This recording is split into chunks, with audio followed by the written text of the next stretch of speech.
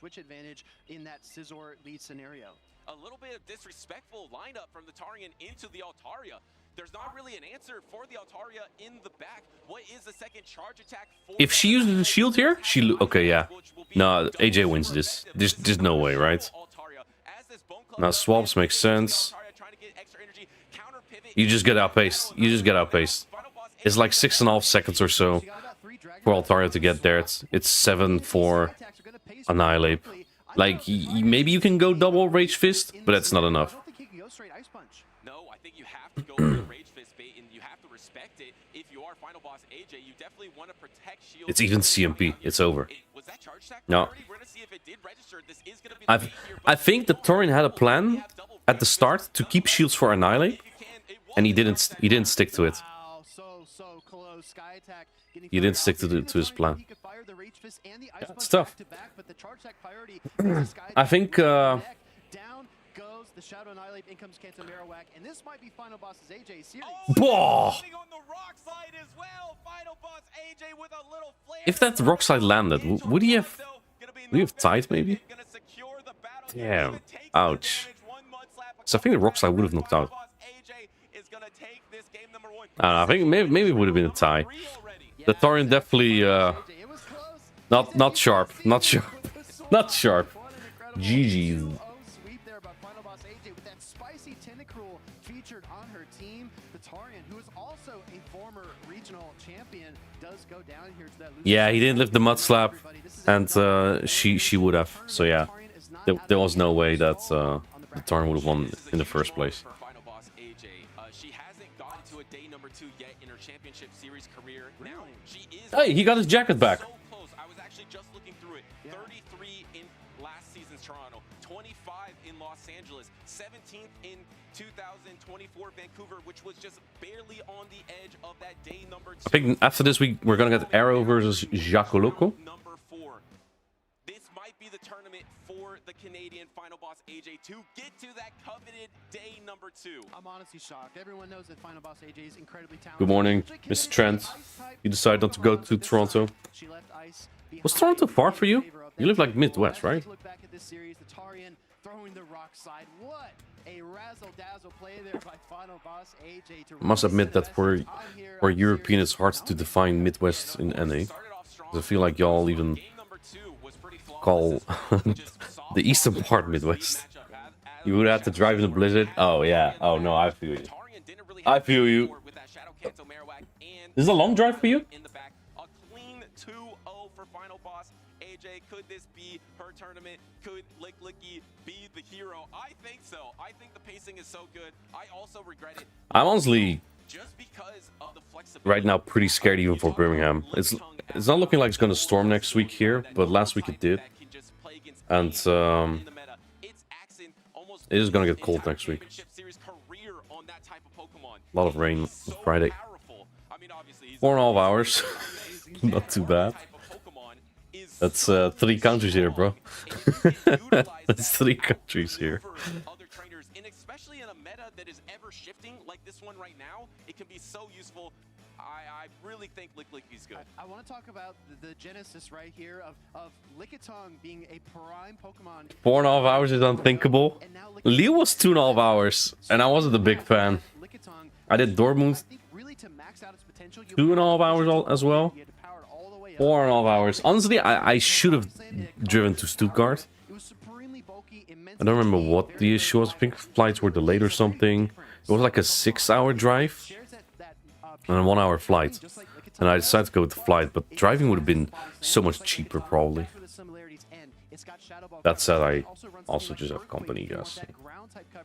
But the fast attack is really the key rollout. Has received buffs over these past few seasons, and suddenly Licky Licky actually is more versatile, more impactful, I would argue, than Lickitung. It's faster, it can hit hard, and it's got great coverage. 4.5 hours is a morning stroll. It's a funny comparison. It also sucks kind of for because like I've seen the US flight prices and it's like, yeah, I don't fucking drive. Yeah, Texas is huge. But your flight prices also just suck. Like some of the Americans, they have cheaper flights to... They had cheaper flights to Gdansk, albeit perhaps with like 2 layovers, but then like to a place in the US, which is crazy. Exactly. Well, I'm really excited because we're about to hear from final boss AJ. All right, interview. So what's the key to the razzle dazzle? Tell us about it. Thanks, Speedy. I'm here with final boss AJ, who has won the first match of the Toronto stream. AJ, how are you feeling? Pretty good. I've done that before, actually. A couple years ago, they had me on against Lost and Cody in the first match, and I won that one too. Don't put me on stream. I'm dangerous there. Yeah, I remember that match. It was a very close one. And yeah, looks like you're on a roll here in Toronto. Is there anything you want to tell us about your team building process? I cut half the team last night because I went in a challenge and just did not like what I was seeing, so I completely swapped it out. I had A9 on there, which is why I brought the A9 plushie on stage, but literally could not get her in this Empoleon Scizor meta, so dropped her for Lapras, but the star is Tentacruel. Tentacruel's been such a good pick, and really? I had a little bit of validation in bringing that, and it's been so reliable for me, so I'm glad I was able to bring it on. I don't have Manectric this time, but I got some spice up my sleeve. Yeah, I remember you winning a game with Manectric on stream as well before. So nice to see you continuing to bring the spice. And I saw Tentacruel was really working for you in that last match as well with the energy generation. And yeah, those locals are a great place to test out your team. Is there anything you want to tell us about your local scene or anything there? This is literally the only place I can do locals. I'm from Halifax, Nova Scotia. We do not have any local Pokemon Go tournaments. So hey, anyone out in Halifax actually want to set this up? We have a lot of Nova Scotian battlers that could prove their worth if someone just gives us a home. So, you know, it'd be great to be able to do some locals, but I got to come here for my action and show what I can do on stage. All right, well, you heard it here first. We need to get AJ some locals so she can rack up those championship points. Is there anyone you want to shout out before we let you go? Sure. Shout out to every Canadian in this matchup. We have to keep an American from winning it this year. Canada has to keep this in Toronto. But yeah, thank you to the collective. Junebug97 is my, we stream a lot together, so I've absorbed via osmosis. I had a little help from Axon on the team build, and just like Magmarman26 is there, Neurodylan, like everyone who comes on my stream. I do stream chat. So yeah, just too many people to thank. This community is just great. All right, a lot of world-class battlers to thank, and we'll have to see if we can find the first Canadian to win the Toronto Regional. So stay tuned, and back to you guys, Speedy. Don't put her on stream. She is dangerous. I hope she makes Yeah, she did run it with Scald and Payback. That was wholesome, but you gotta back up the talk. We'll see. We'll see. I think that's winners semis now for AJ. Sports posters, right? In black and white, it picks her final boss AJ. Don't put her on stream. She's dangerous, right? Yeah. Clip it, everybody. But I'm really excited to get into our next matchup because we have fresh very talented trainers. Actually, a former regional champion taking on one of the most innovative team builders versus in the entire world. And he's been that now way the for a freshest. long time. I'm of course talking about Iomero. Good match. 6th and versus DHCU now. Who was this again? They changed their name, right? I don't remember. I know they're good. I forgot for a sec who it was. How far are we in? Groups A to D, I think, is like in winners, is getting to winners semis. Yeah, Group E is about to play. Flick, no, that's delusion. That's delusion. Anyway, this is gonna be a fun one. What do you Scald and Asprey? Yeah, Asprey to bait. No, I think Payback would be. Maybe Blizzard's. I think Blizzard is also wicked coverage for like Altaria. I think Blizzard might be the way on Tentacruel, to be honest. But Dark is also always good neutral coverage. You just don't hit super effective with it in this meta. Who am I rooting for here? I like both. I think I'm closer with Arrow, I guess. I like Jackaloko as well. Do you think Arrow stole a shirt for Jacko for... Oh, wait! Yeah, huh? Jackaloko doesn't have a jersey, does he? Maybe he got it from, like, Pips and Lucio? I can't remember if... Huh. What's up, Darth? I missed the team previews a bit there, but I know Arrow has that Typhlosion, which is interesting. I think Gastrodon is really freaking good right now, as is Altaria, and those are two Pokemon you do not want to see.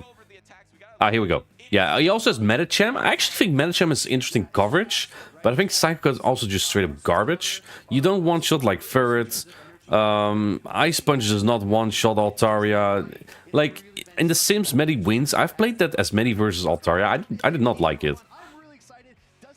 And like, just not having fast attack pressure with Psycho Cut just kind of iffy. It's a very safe Pokemon though.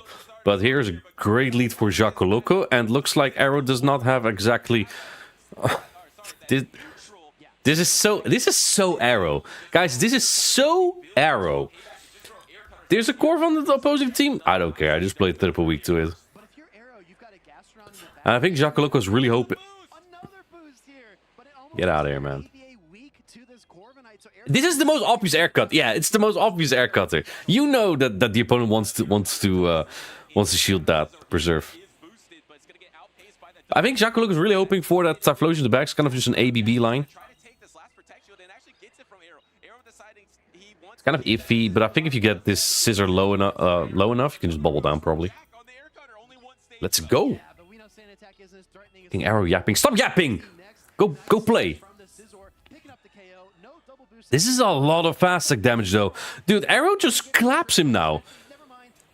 He's gonna have Medi on Licky Licky. Honestly, that's still a much closer match than you might think, but Medi spacing helps.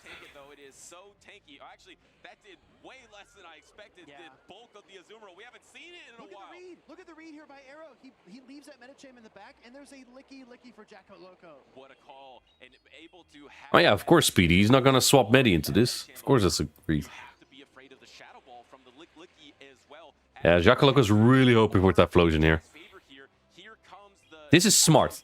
I don't know if it knocks out, but Water Pulse does a little bit more than Body Slam. Arrow's not liking it until he sees the backline. You know, you can't shield this, yeah. You have to just hope for good alignment in the back. And it kind of is. I don't know if Medi has this though.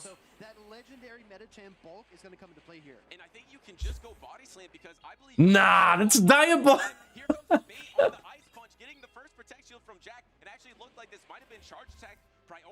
No, it wasn't. Now going for the Shadow Ball here, not messing around, trying to get the damage. So if you get the damage off, then you can maybe go straight Body Slam. Does Arrow try to call the bait here or let it through? No, last second Protect Shield. The thing is, if you try to call this bait... But you still need 5 anyway! As long as... If you don't bait again, and now 2 shields have been used, then that bait had no purpose. Unless you need to get to an Ice Punch later. Hold that thought, because maybe he needs to. I think the Shadow Ball doesn't put you in Body Slam range yet, though. Like, Medi's pretty bulky. Oh, I take back those words. I think Body Slam will be enough.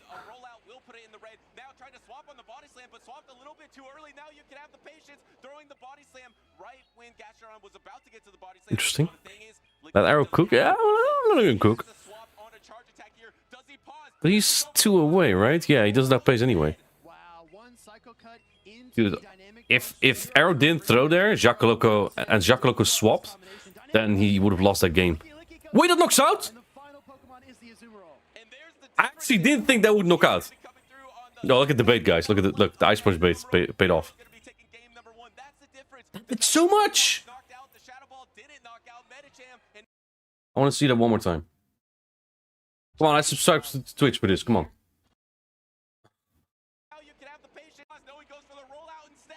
Yeah, look at how much that Dynamic Punch does. That's like freaking 60% almost. Sheesh. Okay. I underestimated that. It's a 15-0-0. It is Arrow, but I don't think so. What I do think is that Jaco Loco shouldn't have thrown, just swap in Azumarill. But I guess maybe he's afraid. You know, why don't you just build up energy there, actually? Ah, yeah, the Dynamic Punch. Yeah, you can't take it there. I guess. I don't know. Yeah, maybe Azumarill would have been down in one mud slap. It's kind of tough. It's kind of tough. Yeah, you get one shot anyway. Maybe you need a catch or something. I feel like that catch might be easier to make if you double up though, rather than waiting 2 turns for the Psycho Cut. Like that's not very likely to help into Arrow. And that's all hindsight talk, of course. It was a tricky situation, a tricky end game. Medi, pull. Guys, Medi actually Psycho Cut the Licky into Dynamic Punch range. Crazy. Psycho Cut actually did more damage than I thought it would. Shadow Typhlosion in game number 1, but looks like we're just locked into game number 2. Arrow with a 1-0 advantage versus Jock the Canadian. The Shadow Scizor does come in, and there is a okay. in the back, so this is actually this is pretty neutral. I like this on Scizor's part if I just feel like double shielding. I actually don't like this for Jacques Loco at all. He has 2 better hunts in the back. No Typhlosion again from Arrow.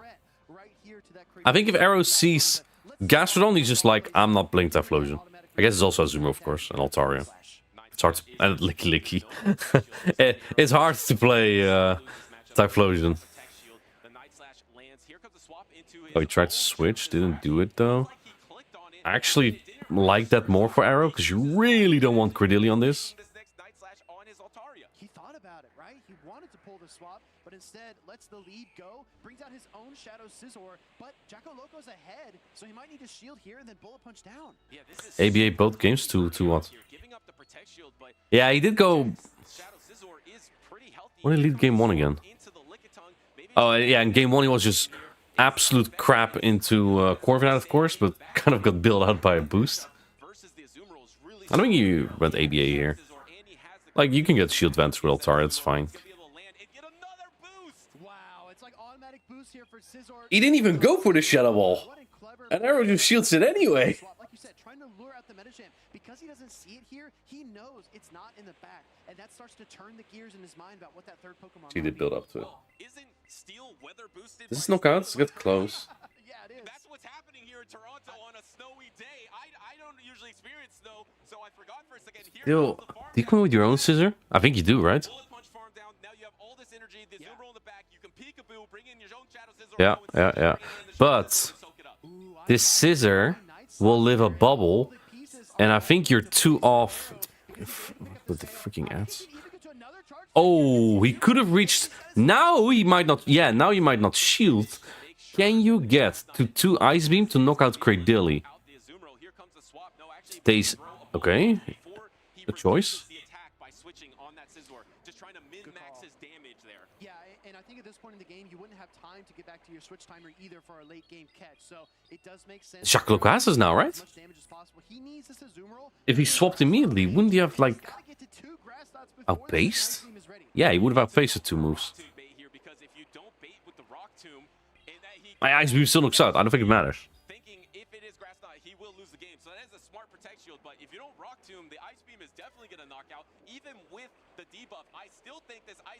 Arrow would have knocked out the 2 attacks if he didn't let that Azumarill do another bubble. I think it might be enough. In spite of the debuff, Ice is still super effective versus that grass type. Yeah. Rock offers no resistance. So taking down the Cradilly there in the final moments. That is another Arrow swaps there, he wins that game. He just outpaced 2 grass knot. Type advantage, so to speak. There are still ways to fight back.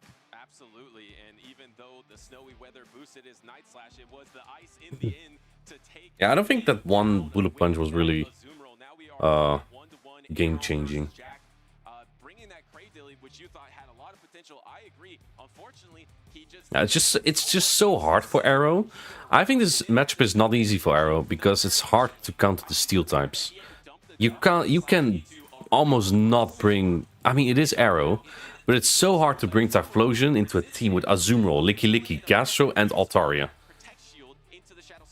Exactly. I think you absolutely nailed it there. We spoke earlier about the challenge that went on in the venue yesterday. Final Boss AJ was there. A ton of talented trainers that were there. But guess who I saw in that 1 pairing spot over and over? In that #1 pairing spot, Loco. Really? Jacko Loco was crushing that challenge yesterday. I think he got a lot of reps in with this team. What do you think Ash Nash is running? Oh, I have no idea.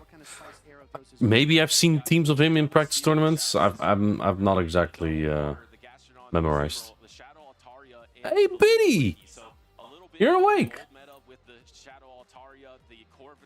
The Scizor, the Gastrodon, but then also the new meta. We've seen the adjustment now. The Azumarill number Ash, I'm pretty sure, has been running all kinds of other stuff.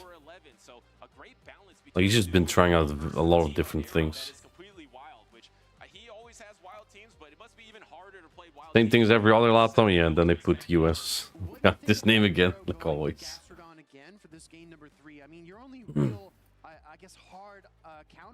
Of course you're awake. It's 11 8. You're not always awake. Stop being sassy. You know, in my opinion, the hardest thing for Arrow here is the Azumarill. The Azumarill really He let the opponent gain too much special attack energy and then expect. That's kind of what happened, yeah. Opponent got the 2 Void Waker specs because he didn't swap. Yo, Mystic Sparkle.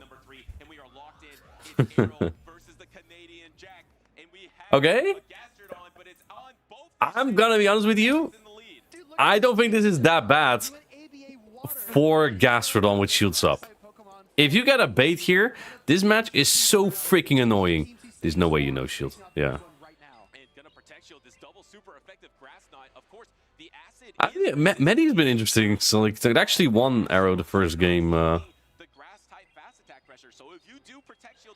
Okay. I don't like using 2 shields here though, because then your Gastrodon is no longer a scissor check.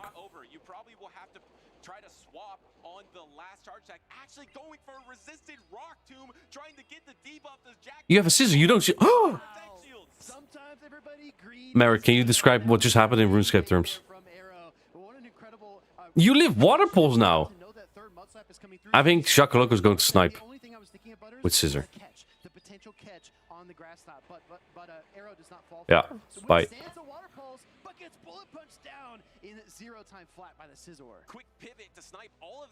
I think you're swapping Gastro, yeah, because you might be expecting Altaria.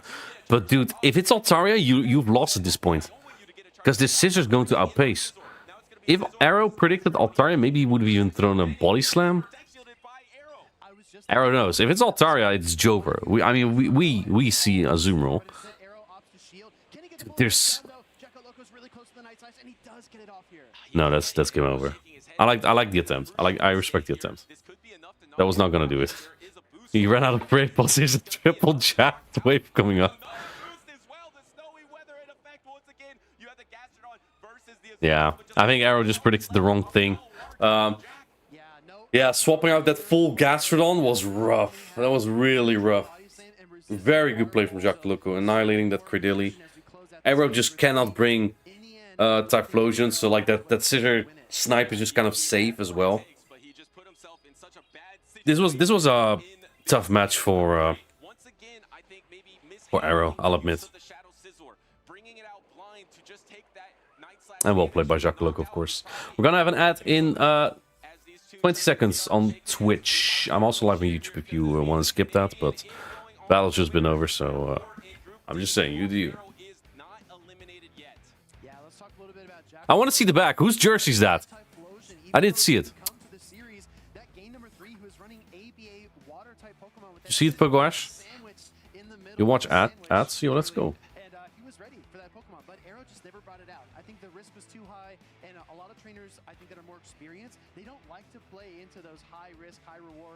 Positions. They like to play neutrally and try to outskill their opponents. Yeah, and it looks like Jack, like you mentioned, was doing so well Jack? with this current iteration of the meta.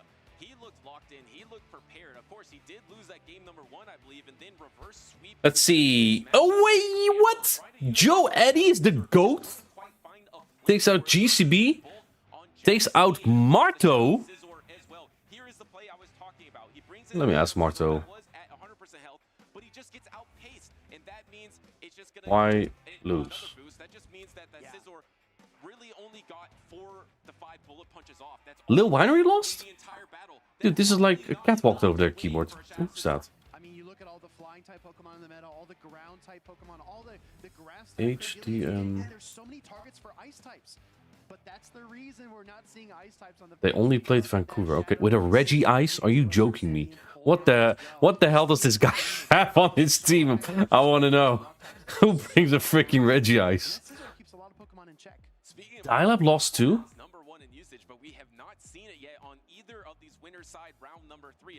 It's a satire one there as well. Damn. Okay. Drowler lost there, yeah. RJF beat Mushroom Queen. Laljeffs. Against Javier. Javier won. Ooh! First Latam in winners group. Ooh, could be a Latam winners final. Wicked. I think these will all be on day one. I'm pretty sure, actually. Electric type damage. That was when Unova Stunfisk and Charge Bug were a bit more popular, but where's Unova Stunfisk? Lal not retired. Crazy, right? I think it's still pretty Crazy. Misha's out? Ah. Dang. That's unfortunate. Pocket's still in. Is up against a Japanese player now. H-Shira beat Kanan. Up against Jacoloco now.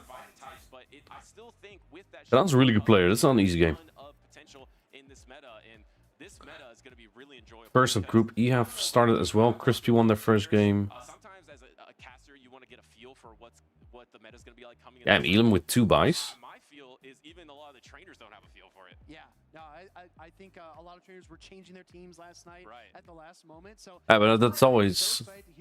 Everyone always changed their teams right the day before. Talking about that series we just saw, but like I said, Jacaloco crushed that challenge. Alright, it's a few. Hear about how he's feeling about his team because he looked like a well-oiled machine on stage. Thank you, Speedy and Butters. I'm here with Jacaloco right off his win on Winners Round 3 against Arrow. How are you feeling after that win? Honestly, I'm feeling great. I didn't know Arrow's team, so once I saw the match, I was like, Trent loves that damn, question. I'm kind of core breaking by this, so yeah, feeling great. Nice. I did see that you have the Licky Licky as well, one of the Pokemon that has been gotten a recent buff with the Shadow Ball buff. How's it feeling in your matches so far? Obviously, the Medicham, not the best matchup, but not something that you expect to see super often. Yeah, like, honestly, even Medicham isn't that bad with energy. Like, Licky Licky, I feel it's like one of the safest Pokemon in the meta. Like, it doesn't really have that many dominant matchups, but it doesn't really have any poor matchups either. So, yeah, very safe overall. Awesome. No, you know, Toronto, your hometown as well. You made your first ever appearance at a Toronto regional back-to-back, actually, almost exactly 2 years ago. And now you're, you know, one of the main faces in the scene. What are kind of words you would say to someone that's like watching? Maybe they haven't gone to their first tournament before, but are looking forward to doing so. Yeah, you know, when I first started, like that Toronto you mentioned, well, I actually battled Arrow in that same tournament, but when I got 4th, I had barely any like leaderboard showings or like anything. Like I was fully expecting to go like 0-2. So my words of advice are just like trusting yourself, like trusting your team building. Like you got this, yeah. Just trusting yourself. Definitely, and you said you friends with Kevin Solidaris, but you two are kind of teammates now, right? And you see each other a lot. What's it like to face, you know, a friend and someone that you know pretty well in the scene? Oh, it's always great. Well, you know, it kind of sucks that one of us has to lose, but you know, it's always a blast. Well, it's double elimination, so there's always a chance maybe you two will meet off again in the tournament. And looking forward to this tournament too. I know you said, you know, you got 4th in a previous Toronto tournament as well. What are you looking forward to this specific weekend? This specific weekend, I just want to get top 8. Like, I know it's a bit greedy, but I'm looking for that top 8 spot. All right, well, you're well on your way, so we'll see how that goes. Best of luck in the rest of your battles, and we're going to see what all these players are training for, and it's mostly for World Championships. Wait, we only had 2 battles, no?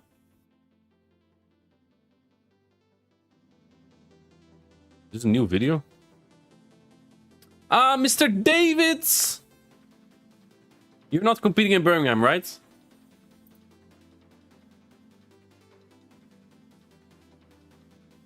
Two more than usual for NA? What do you mean? It's always like 3, right?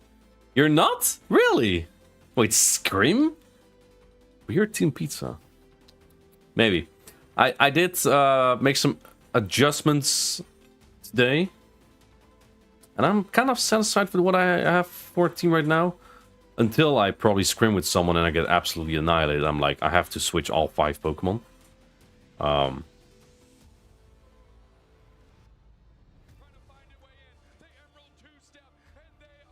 don't know. I don't know, but you do go UIC, right? I feel like everyone's going to UIC. 500 people registered.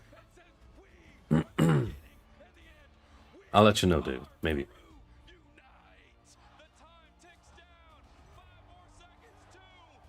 You're going to UIC to drink water, right?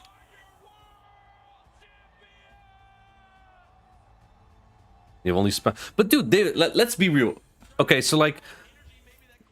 I know, I think... Was it ZZ? I think ZZ is like on the complete opposite, yes? But I think... removing the whole picture of team building... Like, I think some team building is still important, right? Like, I think your secondary choice in UIC are great. Like Spiritomb, Dragulch, Ferret... what else? Drapion, all this kind of stuff. Great. You don't have to cover that much. I love team building as much for EUIC as for LAIC. You just don't have to think that much. And if you don't know, you're on the 6 hard meta. You can't do that with Open Great League. Open Great League, you have to cover 50 typings. There aren't even 50 typings, but you have to cover them all. There's just so much that you're weak to. And I hate that, right? Like... I know there's much less team building aspect, but I feel like skill comes out way more. I thought LAIC was going to be a little bit of a drag, because you're going to see the same Pokemon over and over and over. But those were like the best games that we've seen. There were always win conditions on both sides, pretty much. I like that so much more. I thought LAIC was a great success. And I think EUIC, I'm not a fan of Spinops still. I don't think it's overpowered, but I just hate the fact that the best Pokemon is 2 debuffing attacks.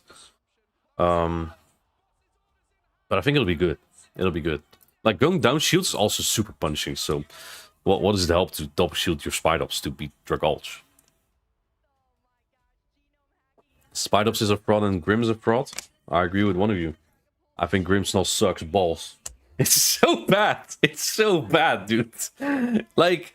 2 body slam Licky just knock you out, and you're like, okay, if I don't shield this, I guess the Licky is like 50% health, so you're like forced to use shields there. You can't even use shields on anything else if you bring Grimmsnarl. I think it's a bad Pokemon, but it's like the only thing that really keeps dragons kind of in check. But the way I think you check dragons in UIC, bro, you just force a freaking bug biter down their throat. Like, they have no bulk. They have no bulk. Not even... Yeah, because 2 Swift knock you out anyway.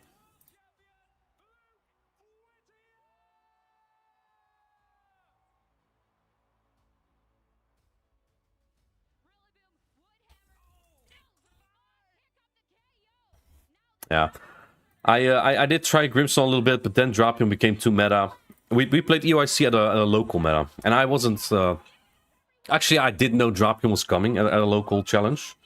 But I already had printed out my team sheet, and I couldn't be arsed to still change the team. And then Drapion wiped the floor with me. I wouldn't say wipe the floor, but it was very tough to deal with. What I do hate, though, is that Drapion's like IV dependent. Because if you have like a high defense Drapion, you get a Spidops bulk point, you can get 3 crunch, which is pretty wicked. Still lose, but you know, it's better than getting to only 2 crunch. Drapion sick, yeah. I think Ferret is sick.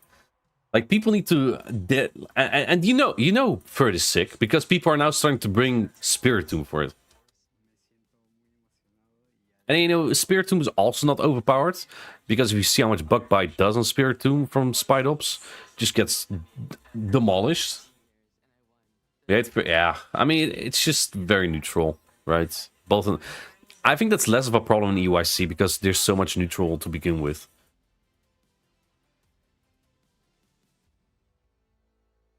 In Open Grey League, that's not so much the case.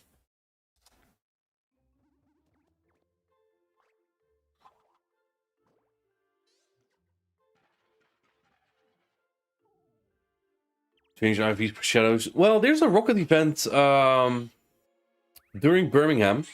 So I hope that... I mean, of course, I won't be able to do as much. But I hope that for EUIC competitors, that they can get Scorpy consistently from there.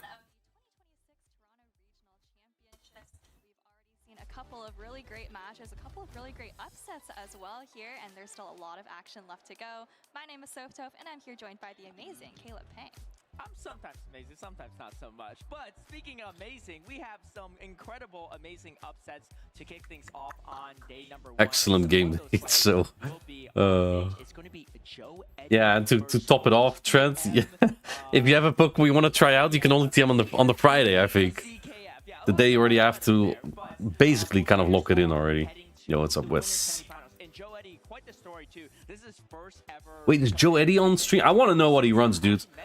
Joe Eddie versus Cat on Keyboard Guy. Joe Eddie beat Marto. Cat on Keyboard Guy beat Lil Winery. Multi-regional special events champion, top 3 at World Championships. Looking a little bit. This is the match we're gonna get right now. No idea who either of these are, but they beat some good players. So.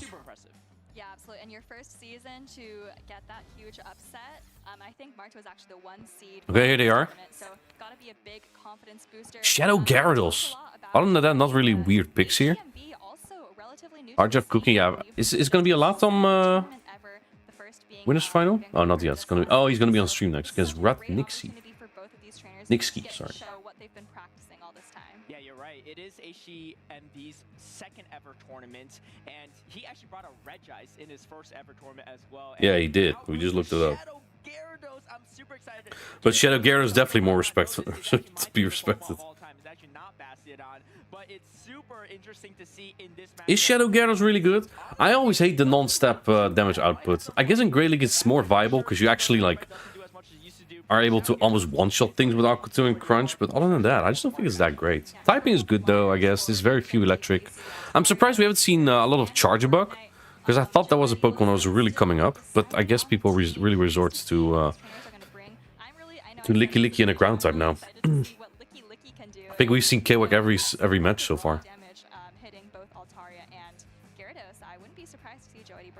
Yeah, we saw it in the last matchup with Arrow and Jocko Loco, and we, as in the top 12 usage as well for this tournament, which is a first ever for Licky Licky, right? Like before, it was kind of the little brother Lickitung that dominated the meta for a couple years. Licky alt grounds the meta? No, Giratina the meta. I actually disagree with you. Maybe not actually. Maybe I don't disagree with you. But I don't understand why we see more Guzzlord. I've been looking at all the Guzzlord teams, and they're just so freaking solid. Guzzlord is so freaking solid. I think Guzzlord might be the best Pokemon right now. But let's see. Like, even into the Steel types, it's just not bad. It just beats Empoleon 1s and 2s. I think he beats Scissor in... He wins 0s. I think 0s, maybe not 2s.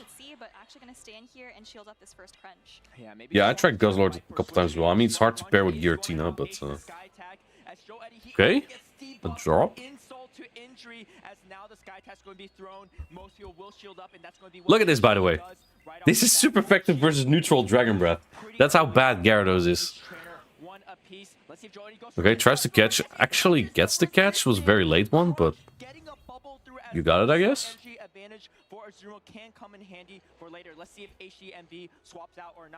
Baits out the Empoleon. Joe Eddie is cooking. Azumarill's energy perfectly fine here, of course, resisting all of those charge attacks, and gonna throw this first drill cut here. This is going to be interesting because we're going to set up a potential normal versus normal matchup in the back end, and I was actually just asking the zeros here is quite okay for Azumarill. I think with Hydro you can win some scenarios. Scissors the goat over Empoleon. You think? I like Empoleon a lot right now. Like, even some of his worst matchups. You know what I don't understand, by the way? At the start of the season, good from by the way. At the start of the season, Empoleon was an absolute fraud. How did we get here to where Empoleon is top meta? Ooh, I don't like that alignment per se, but maybe less. I mean, I guess maybe if he was afraid, no, then he would throw Hydro. I don't know. I guess he's really afraid of a Gastrodon snipe there.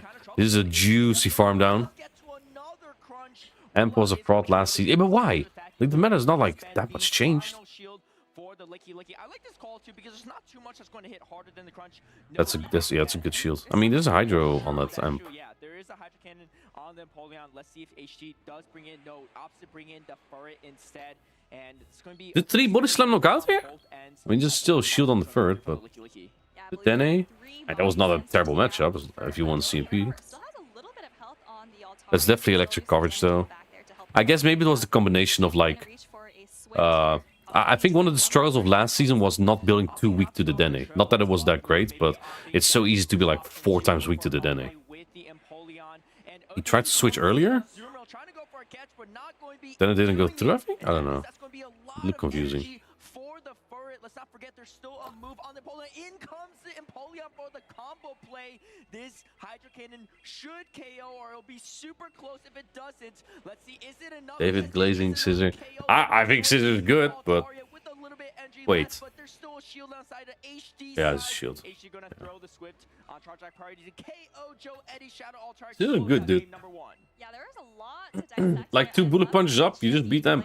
We saw sniping the Licky Licky with all that energy going down, and of course, even saving a shield at the end. So HDMB, really great game 1.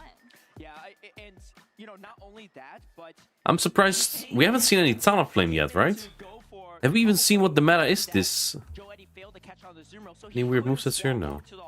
Did they post the usage? How come Prime isn't good in this meta? Prime doesn't really take fast stick damage at all. I don't think it's bad. I know Doombug has one. Oh wait, there is the top usage.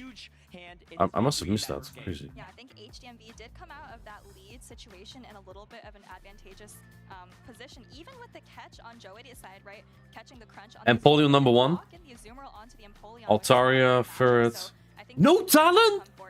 I think I also saw. Huh? I'm gonna get to see this on the replay. I think I saw HDMB maybe trying to anticipate the catch and maybe stop tapping. That's fine, no talent. Okay, dude. No talent. That's crazy. The European bear. Yeah, now it makes sense. What's up, Disco? No, I missed this. It was in the intro. I was having lunch during the intro. Licky Licky, top 12, okay. Not exactly surprising, but I think people were scared of. I think it's mostly, yeah, Licky and alt. I think that was really trending.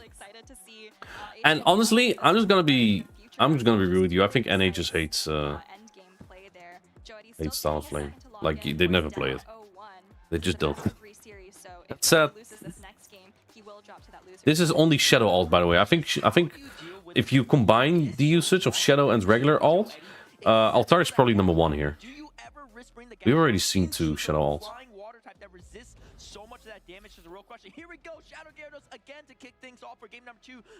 I don't know. I think this is a fine matchup for Gyarados.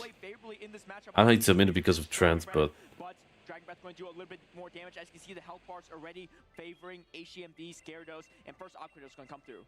Yeah, I'm curious to see how much this does. Gyarados, of course, very attack-weighted. Aquatil does take the Corviknight into the yellow, suggesting that another Aquatil would threaten the knockout. I mean, Payback almost one-shots, probably. Actually, HDMD does not shield that. Maybe Cork wins zeros, but did you... Nah, I don't know, no. That... Oh, again? I mean, we saw last time how that went. They didn't win that, despite the catch, but Joe Eddie is cooking. I think he built up... Yes, yes. That's a great play from Cat on Keyboard guy. Yeah, maybe we could farm a little bit more, but it's fine. Like, 2-player won't knock you out anyway. Swap when gets a boost? Gyarados doesn't boost. Does he even have boosting moves? I don't think it does. Or you mean the Corv? Yeah, maybe. I mean, they need to bait out Empoleon anyway.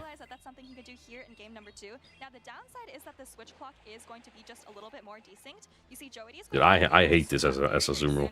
Like, yeah, you take the damage solid, but... Okay, hold up. Joe Eddie's coming back. He's making a comeback.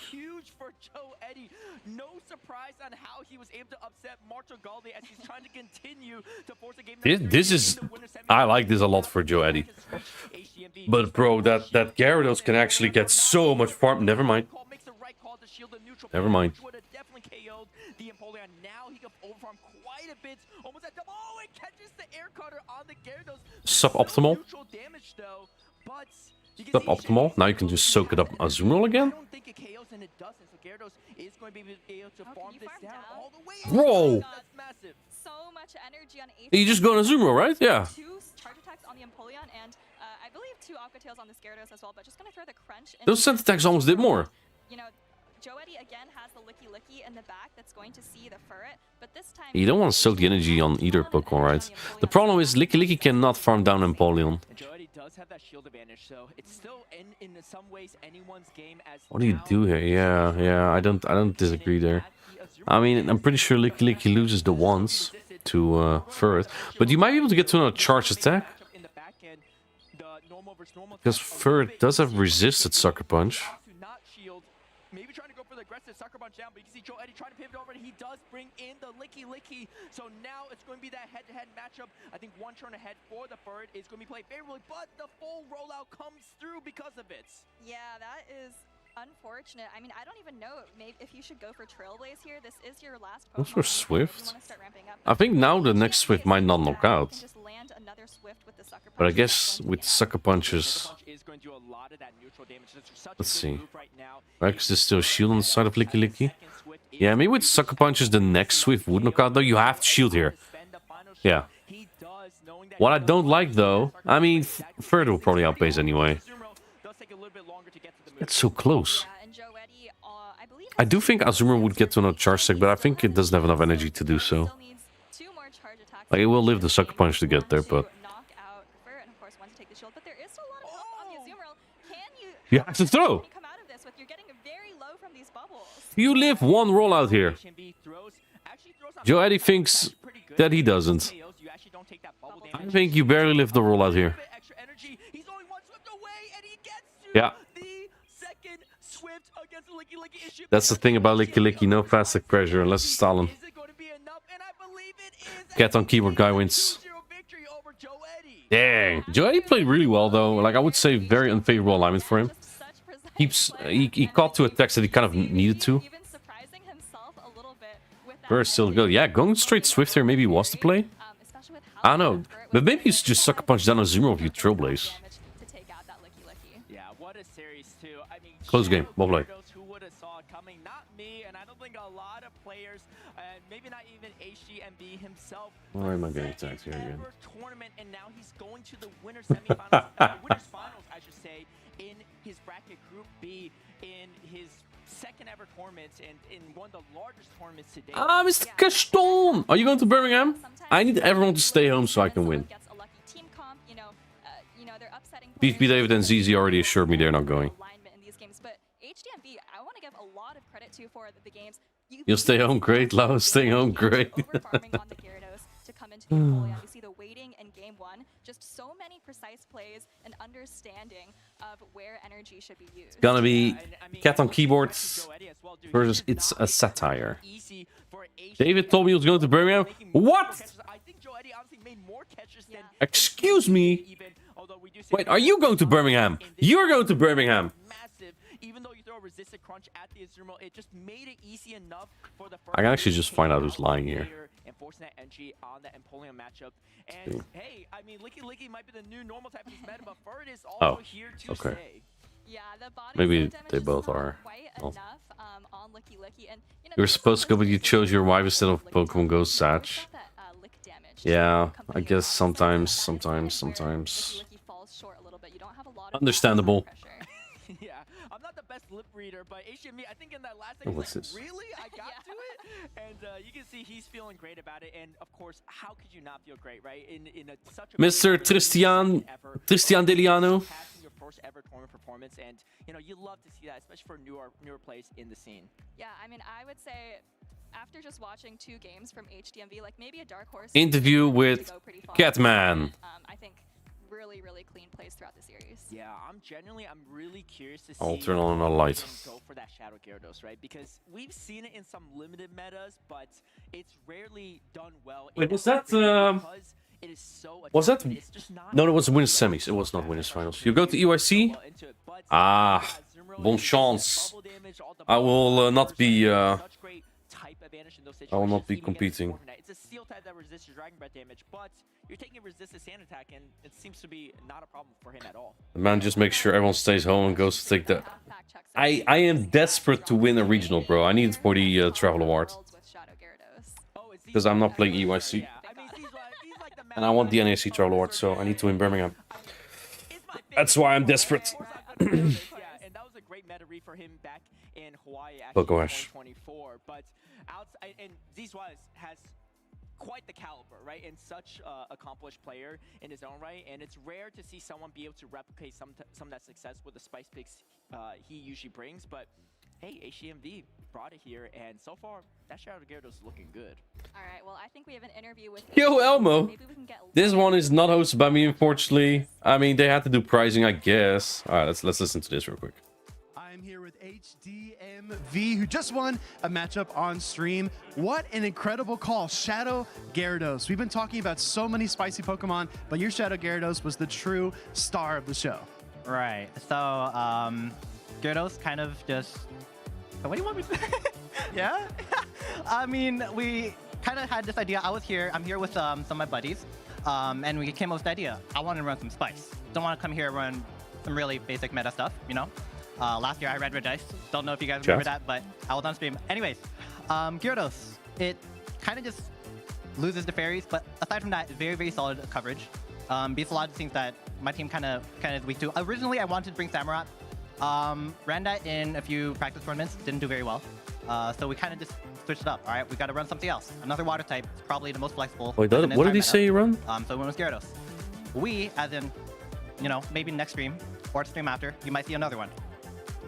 All right, okay, interesting. I like what you did with your team, though, because Gyarados was the spice, it was the star, but Furret was so reliable. A couple of close wins there in those 2 games. Talk to me about building a spicy team, but having balance as well. Okay. Well, I mean, I threw Furret in there because it's just a really safe option. My friend debated they wanted to bring Licky. I thought the entire team would have no Phasm pressure into Empoleon, which is currently probably the most used Pokemon in the season. So, aside from my AWAC, of course. So, of course, Furret does everything I need to be. Does everything I need it to. And another weak option was maybe like Guzzlord would have been really strong against my team, and we were also considering switching to Licky for that, but Furret actually does pretty well into that. I mean, he didn't get to see it here, but maybe later. Who knows? Okay, good call. Well, we haven't seen you on stream that often, but I want to give you a compliment. Your technical play was so clean, so precise. You know your counts, you know what you're doing. You're really impressive, HDMV.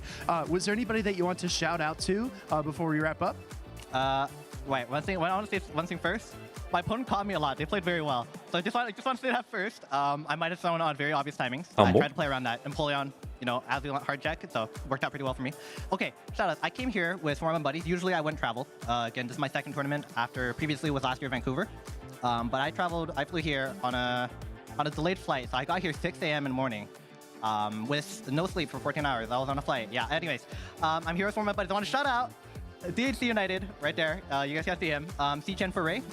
Jay Yang and Jello Too Good, as well as my Battle Frontier team or factions is Thunder Road. So yeah, thanks for having me. Perfect. Well, I hope you can get a nap maybe between rounds, but don't miss your next matchup because I want to see you progress through the bracket. HDMV, thank you so much. Best of luck to you. Let's take it over back to Caleb and so. I'm a fan. Humble, plays well. Thank you, Speedy. Great to hear from HDMV. Cool pick. I love how he's just like, you know what? Europeans don't play the game. I needed to run some spice, and that was kind of how he... What rank were you in GBL? At what point do you not play the game? Yeah, most UK regions have like 200 people. We don't have a lot signed up right now. Doing pretty well in the bracket. I believe we're going to see a little bit later, but first we do have a very exciting matchup with another IC champion on the stage. That's right. It's because I told everyone to stay home. Not only is he an international champion, he's a multi-regional champion. Also got 3rd place at World Championships last year. Very well accomplished. Already won a regional in this year alone. So already double qualified for World Championships for the 2026 season. Hard Jeff. I mean, this is like the story of the underdogs, right? He's going against Rad Nick. Is he? No, I told ZZ to stay home. He's not going. Nick, the last time that Felix actually. That's why Speedy put it on his prediction. Kind of took Even bro, you were chickening out. You're like, oh, I had one beer, guys. I can't play. There's an ad coming up. See if I can run it real quick now before the match starts. Yeah, Spite Ops is crazy. Weird stuff looks tough though from Radnitsky. I'll tell you something that my chess coach told me when I was younger is that when you oh, it adds now. Okay, great. Someone much higher rated than you, in this case, right? Radnitsky is thinking, oh my god, IC champion world number 3. Like, oh my god. 4-time regionals, I don't even know. But you know what? They're scared of you too. They don't know anything about you, right? You could be. And he's definitely getting practice in stroke key. And so I know Harjeff is probably nervous to play this matchup as well. Yeah, definitely. And that's the thing with Pokemon Go as well, right? Each game can be anywhere from like 2.5 minutes to 4 minutes, and a lot can happen, and a lot of... I'll stay at home if you start sending gifts again. I'm gonna be honest with you, my friends. I've not been opening the game much lately. I've not even been bothering turning the Go Plus on when driving to work. I'll open it now, don't worry. Under your belt, of course, you get a little bit more confidence to run some of these. Who's gonna win is one chatters. A9. Corsola. We haven't seen Corsola as much. I like A9 and Guzzlord together. They cover third very well. Spite Ops could be a third bait out. Of course, we're only a couple matches in, but it looks a little bit like kind of standard. Yeah, I've just been scrimming and playing some Show 6, but like catching and GBR has just not been in there. I went 3-0 in Gym Breakers yesterday. Battle Frontier. In Battle Frontier, I went 0-6 in Gym Breakers. I did not do well. I got a little bit too much in the Dragon Copium after going 6-0 versus Sweden.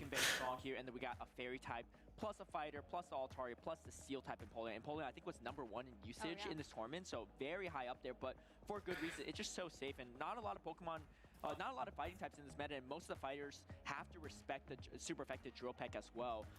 Ape's also kind of good. This team is all over the place. Honestly, I don't even know how to play around it. You got so if that's a Shadow Claw Spite Ops, I honestly, that's, I don't know. I mean, yo, Leo, thank you for 3 months, my friend.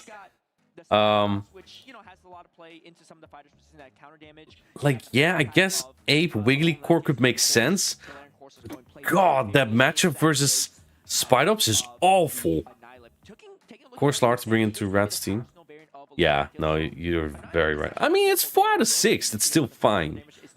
It depends on how you want to roll with this. Like, Double Steal doesn't exactly make Wiggly that appealing either. Oh my goodness. Oh my goodness. Uh-oh. Eject! Eject! Guys, let me tell you something. Sludge Bomb is big cope. Guzzlord wins this, by the way. They both don't know how to tire, and they throw on CMP.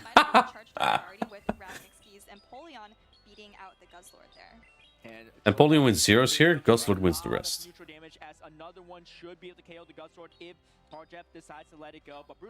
Corsola's also always a risky thing, Trent. What do you think of Corsola leading with Guzzlord in the back? Like, there's a Wiggly on the opposing team, bro!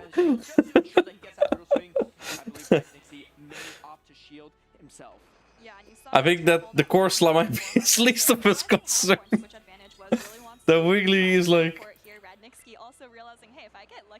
Sorry, that the Licky is the least of his concern. But like, Jeff's just going to flip this. This is getting a little dicey for Radnitsky because the energy, the speed to get to the Bruce Swing is a lot. Hey, you have Sludge Ball and Guzz, of course. And now Radnitsky spending both shields. Corsola's dead meat? I disagree. Well, let's see. What's Harjeff going to do here? He's going to play... Okay. He wants to flip it. Makes sense. Hey, you look at the alignment, actually. Otherwise, Empoleon will be on Guzzlord. Sorry, Empoleon will be on Gastrodon. Like, alignment is big here.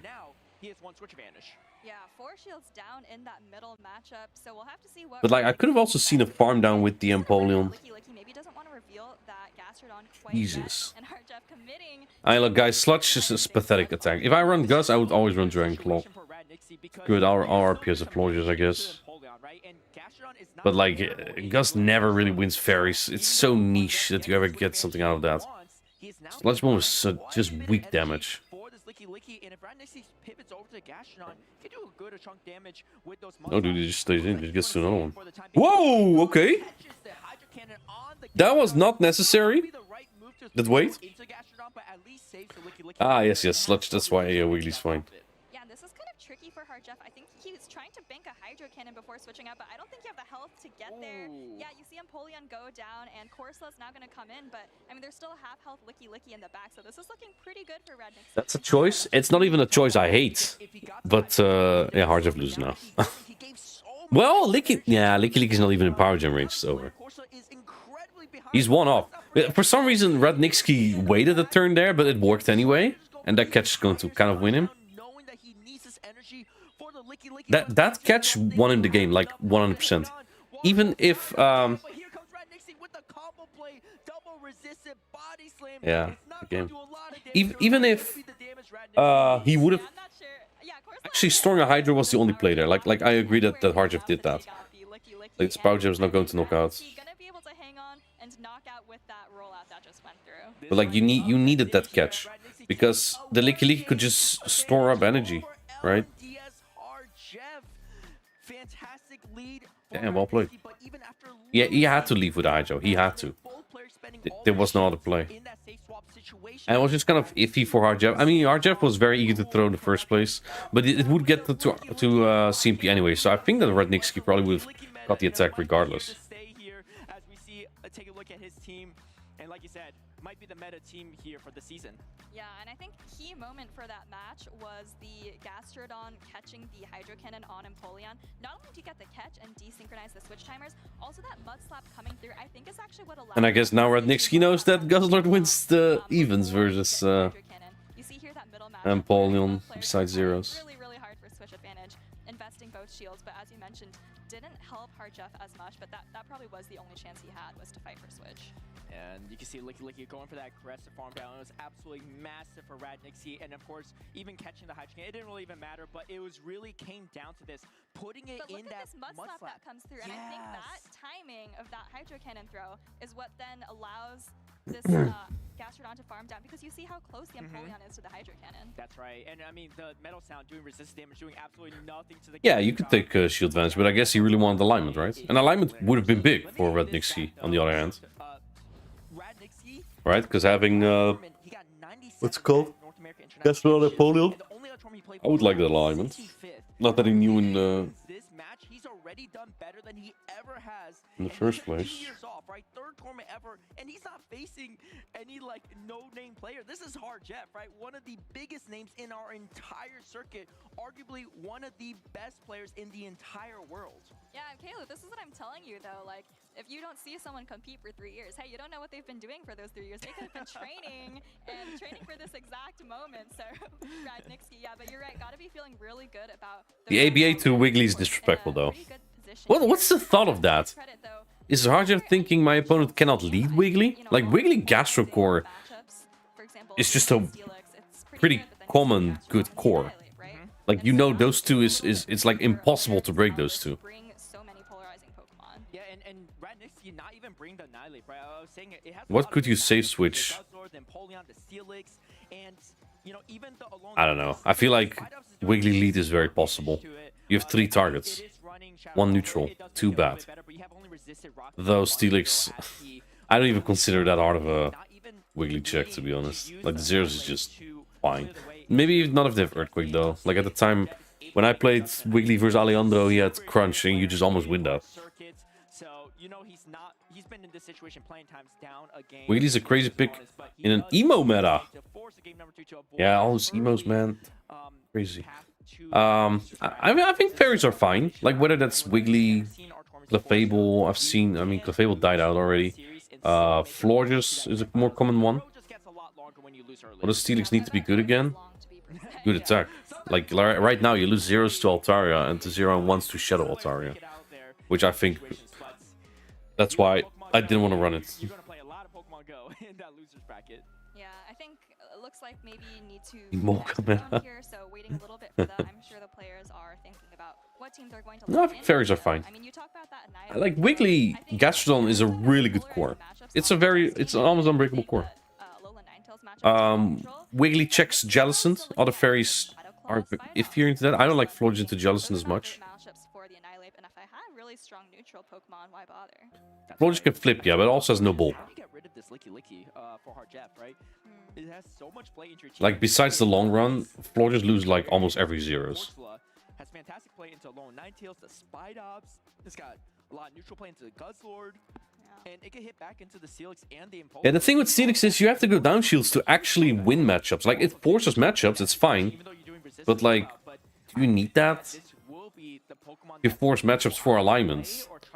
You need to have, like, a Bastion plus Wiggly or something. And, like, those two already are iffy to pair with Steelix to begin with. A huge call there, safe swapping the Guzzlord, that there wasn't going to be a Wigglytuff. That's true, yeah. Double weak to Fairy is not a good time. Yeah, it's really not, but maybe thought, I mean, if I'm in Steelix, Basti, Wiggly, me more. Torterra? Torterra, Victory Bell, maybe. Maybe with Acid to be less degen, yeah. Maybe a Corsola. Glen Corsola, I think is also a very straightforward Pokemon. It still unfortunately put him in a tough position when he got that farm down for Radnixi's Licky. Yeah, definitely going to need to see some adjustments for Hardjeff. I'm curious if he reaches for the Steelix. You do usually people have 2 minutes on the stage before they have to lock in. Are we not past like 4 now? No carbing? 2 weeks Steelix, bro. Not like Vix is better, but you get to leave rate.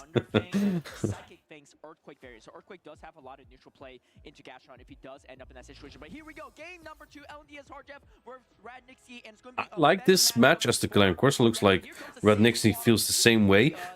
Baited out the Empoleon, but there's Steelix in the back for that Wigglytuff. Hardjeff now just respecting the Wigglytuff actually. This is kind of the matchup he wants. Yeah, potentially foreseeing a body slam bait down the line and doesn't even want to play. Wait, he shielded that. You don't need to shield there. You would outpace it regardless. Now you give this Gastrodon a lot of energy. I mean, Gastrodon's not exactly going to appreciate Hydros either, but you can get a... I don't... Oh, okay. I'm okay with that, actually. Giving the Gastrodon less farm this way, yeah, that's a nice play. Okay. I mean, you still get a shield advantage. I don't think Wiggly does a lot with that shield advantage here, though.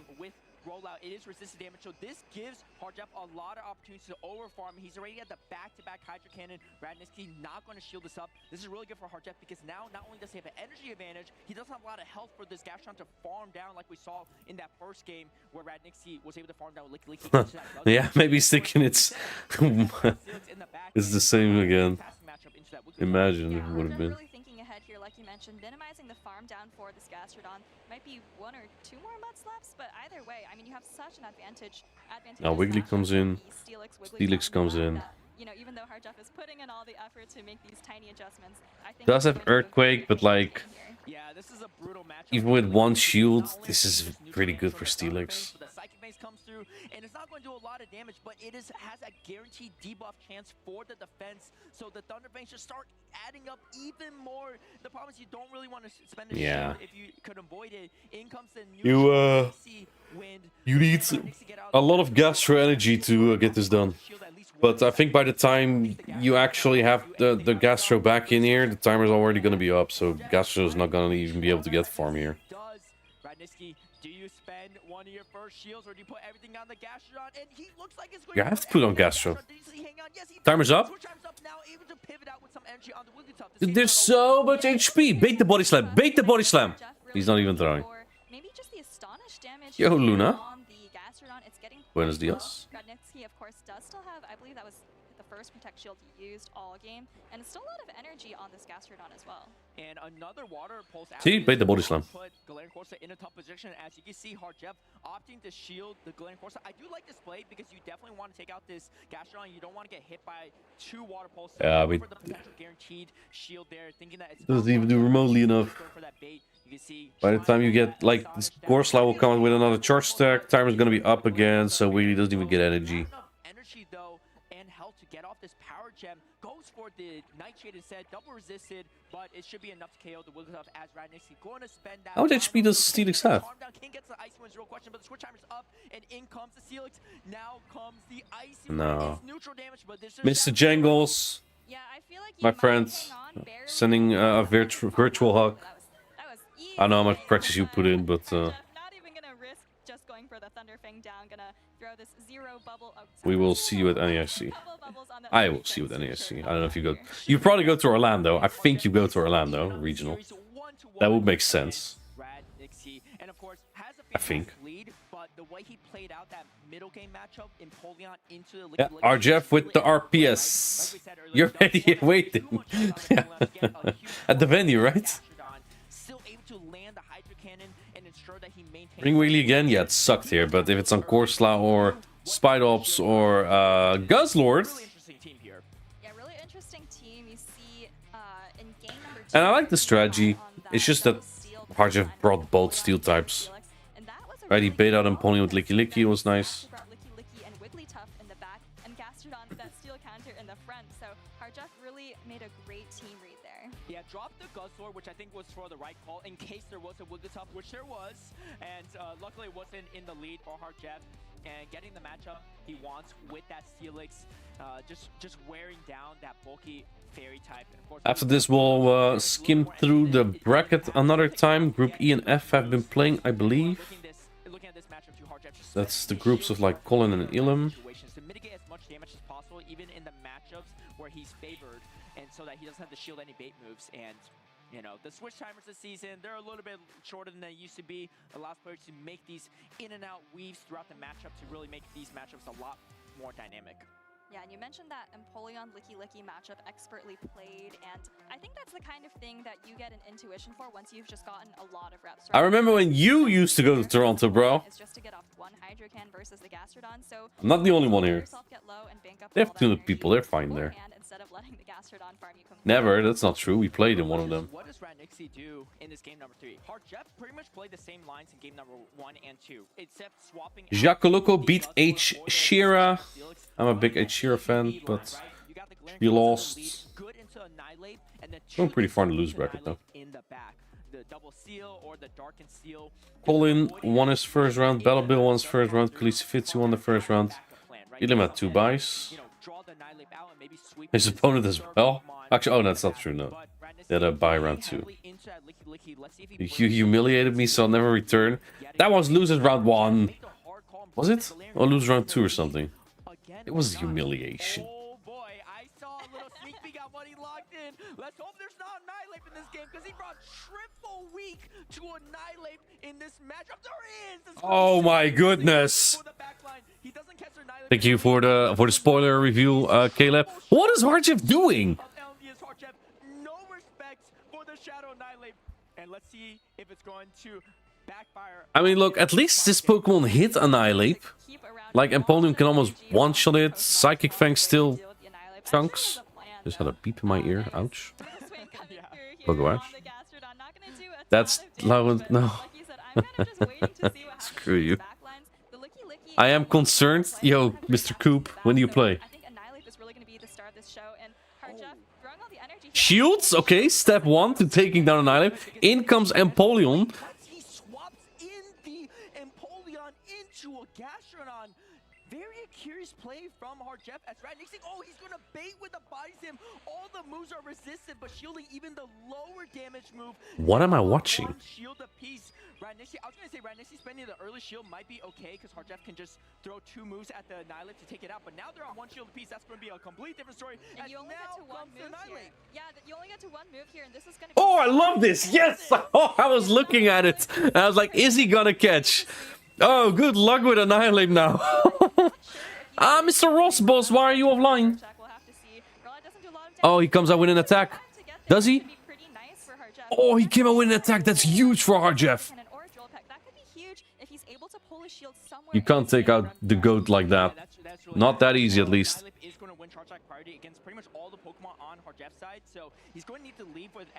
RJF needs energy, dude. He needs infinite energy here. Even if shields are down for Ratnixie, but Ratnixie getting a lot of mileage out of this Licky Licky, and RJF going to spend the final shield because again he needs. I think that means he's likely going for Earthquake, right? There's no way you can't shield here. Yeah, you're not shielding here. Ratnixie, he's seen all 3 Pokemon, so he knows his win condition is putting it all on the Shadow Annihilate. In comes the Shadow Annihilate. Yeah, makes sense. But you can't shield this. Yeah, but you know there's energy banked on the Empoleon. I think you have to let this go. Radnitsky knows that, lets it go. Gonna try to see how much these counters can do. Gonna ramp up some damage here with the Rage Fist. Can Guzzler get to an attack? If Guzzler gets to an attack... you get another Thunderfang. I don't know, actually. I don't know if it's better or worse because you're doing some extra If Guzzler gets to an attack, doesn't Licky farm down? Oh boy, oh boy, oh boy. No, Harjev loses. Look, guys, I love Harjev. I love Harjev, okay? Great guy. But what we saw here was some poor team decisions. I'm honestly glad that did not go unpunished. The disrespect to Wiggly in the lead, game 1, with Galarian Corsola, Guzzlord in the back, and then triple weak to Annihilate. Yeah, dude, boom. They are risky lines that have an idea behind this. This had no idea. The first game, you lead into Wiggly, you lose that game, no doubt. And they on top.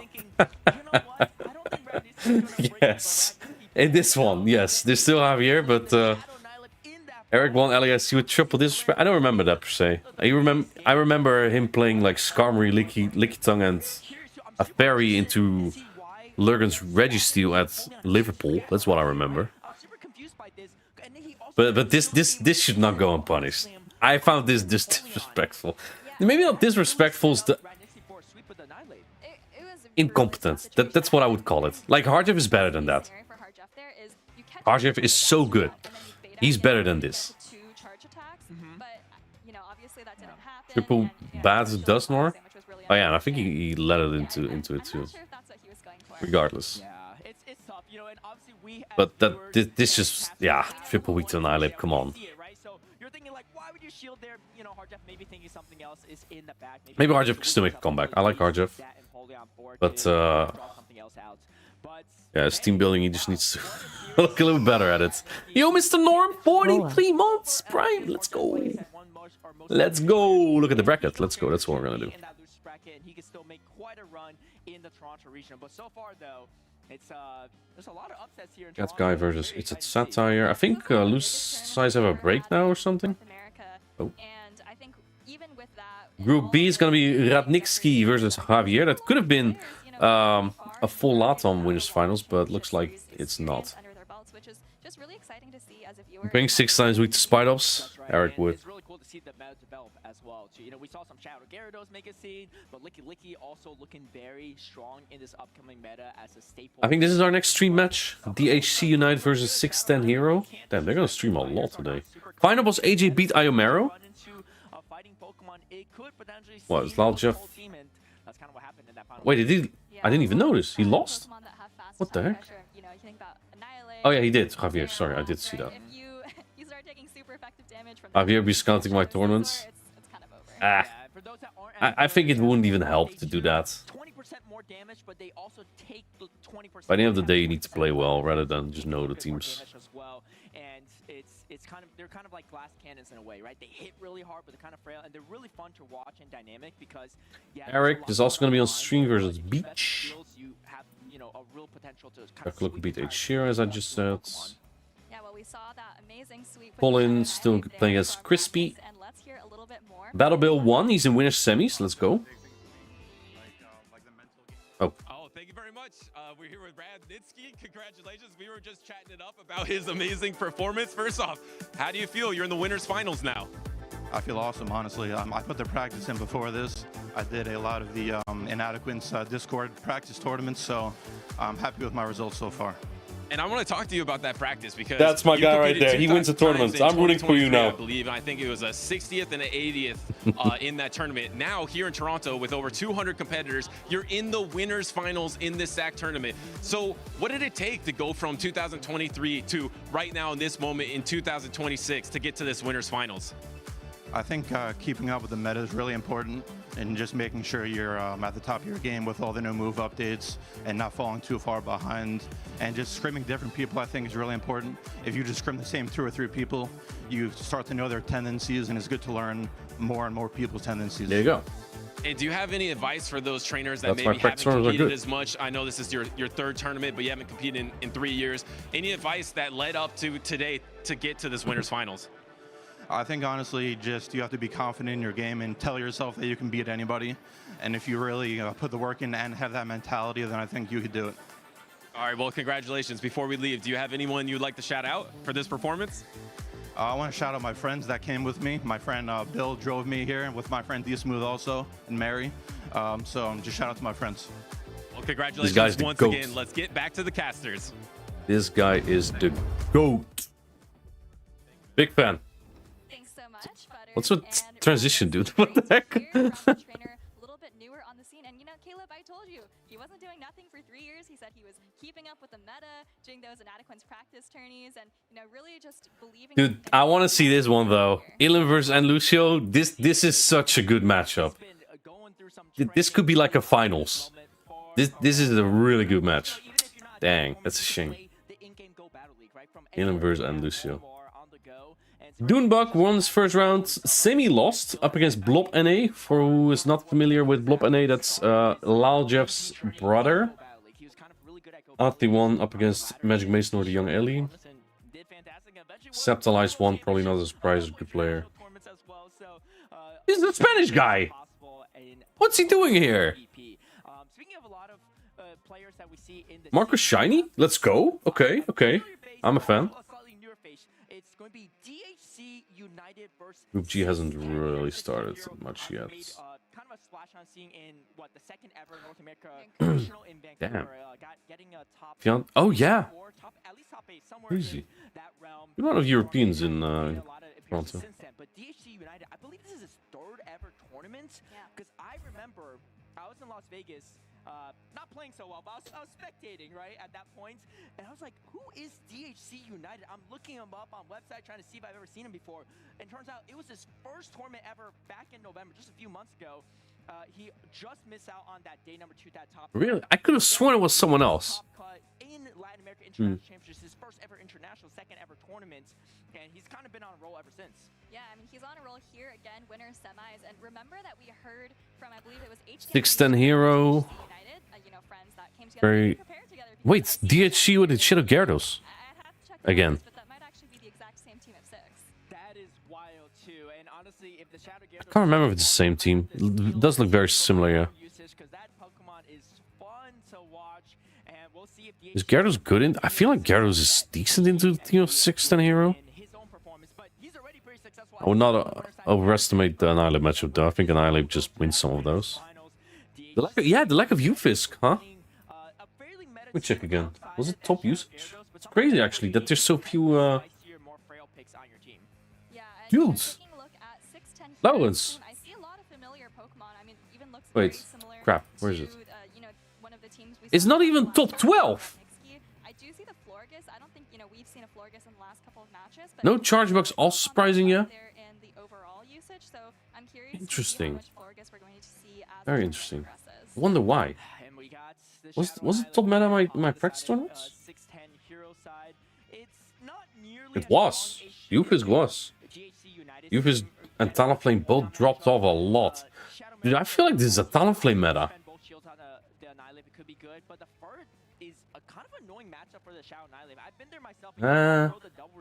Wait. 28% Azumarill. Talonflame is play. Talonflame is play. Talonflame is play. Talonflame is play. Not so much. Great match. Fine. Great. Great. No bueno. We don't want to see this. This is probably the worst out of them all. Fine. This is Talonflame meta, dude. Crazy. You could throw the neutral Trailblaze as well, but Empoleon just, you know, hits pretty hard in response. So America's online. You're not online, bro. I was a big Florges doubter, especially back in Milwaukee, but it's definitely grown on me, and we've seen a lot of success. Yeah, I'm also very surprised by no charge buck. Very surprised. I guess it was only really something among some players like a week ago, and I guess they just moved on a little bit already. Lantern, I've looked at Lantern, Storm King. It has cool resistances. It doesn't really destroy a lot. It's just Empoleon Talonflame. It had play into U-Fisk. But Water Gun is just weak. It's just really weak. Even other water types like Jellicent. Even Azumarill. I mean, Azumarill, it's a winning matchup, but like, being so slow to Thunderbolt. Thunderbolt is just not great. Take those chilling waters and trailblazers for quite some time. Yeah, you resist all those charge attacks. Yeah, Jangles, that's only an NA, dude. It's only an NA. It's just, in Europe, I'm telling you, in Europe, Talonflame is top 12. Easily. Easily. Top 6, maybe. Especially with combined usage. With HDMV, sometimes having friends to practice with, and sometimes running the same team can prove to be successful. I've done that myself in some tournaments, and it's nice to kind of team build and have someone to kind of bounce ideas off of. Be like, oh, like I didn't play this matchup myself, but I played against Annihilate earlier, and it was not so great. So how do we play around this? And kind of just workshopping with friends. But here we go, game number 1, DHC United versus 610 Heroes. You guys get 80 players. Yeah. We've seen this before. This is not that great for Gyarados.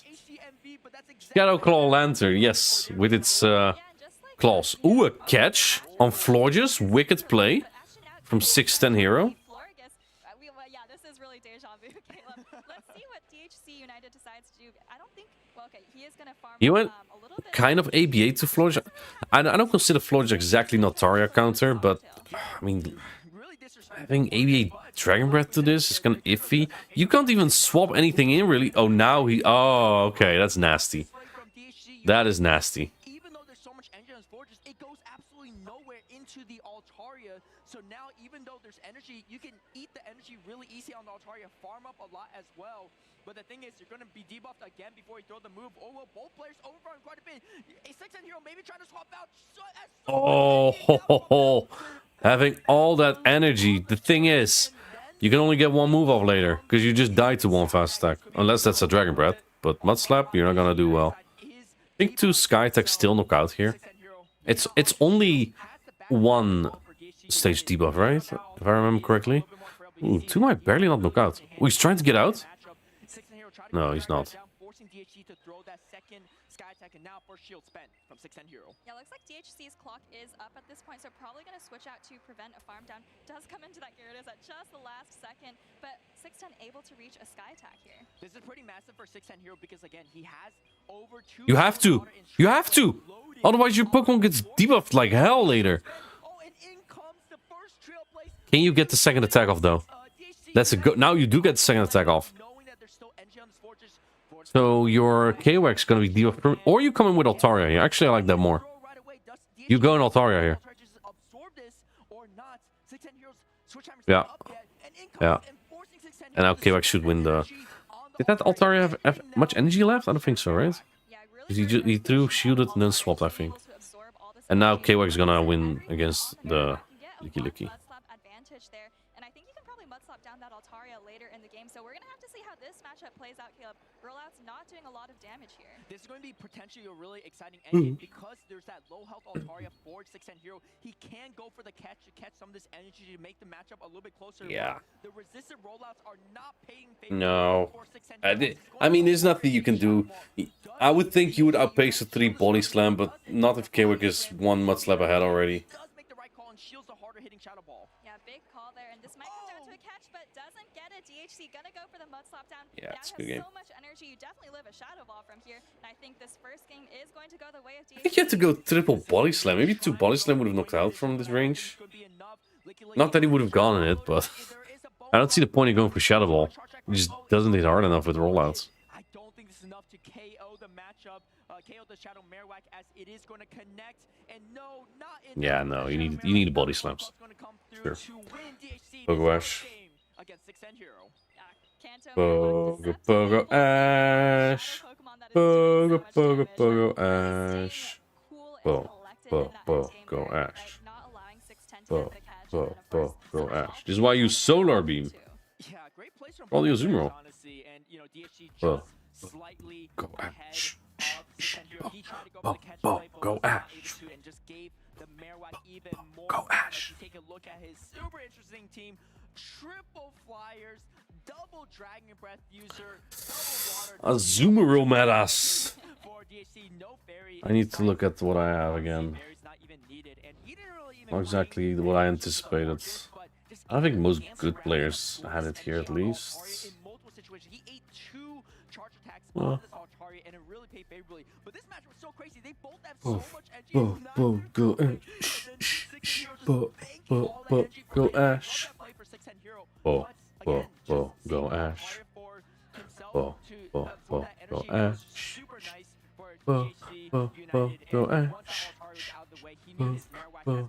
Go Ash. Yeah, honestly, it was a pretty scary moment when the Florges swapped out with so much energy, but DHC played around it really, really well, absorbing it on those flyers. Cam Coop is playing. Game number 2 here. This time Here we go. With Gyarados versus Florges. And this is not a great matchup. Okay. Oof, that Altaria on the back though. Are you gonna stay up all night? To get lucky? No, I'm not.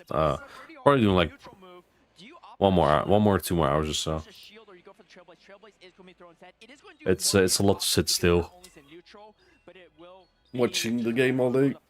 Oh. Very lucky, yeah, that you never come to our locals. I'm gonna delete you right before Birmingham, so you're not gonna get that lucky train. Whoa! And behind energy, not going to be a great matchup for it. This is super interesting team composition for 6 and You're literally see me Thursday? He also led week to where? On top of it, but he has entry banked on the Florges, and now it is almost in Trailblaze range for the Florges to even KO the Empoleon. So even though he doesn't have great answers for the Empoleon, I come in on 11 p.m. on Friday. You're not seeing me, bro. You're not seeing me. That's true. I mean, if you don't have a hard answer, at least have, you know, neutral damage that you can deal, or you have to dance around with energy. Go Ash. Shh. I deleted you, Leo. It's too late. Deleted. This is scary, because I don't think you get to another drill pack here. No shields it is so smart from 610 hero. I mean, it makes sense. I mean, also not really, because if there was an Altaria in the back, you just get farmed down now, but...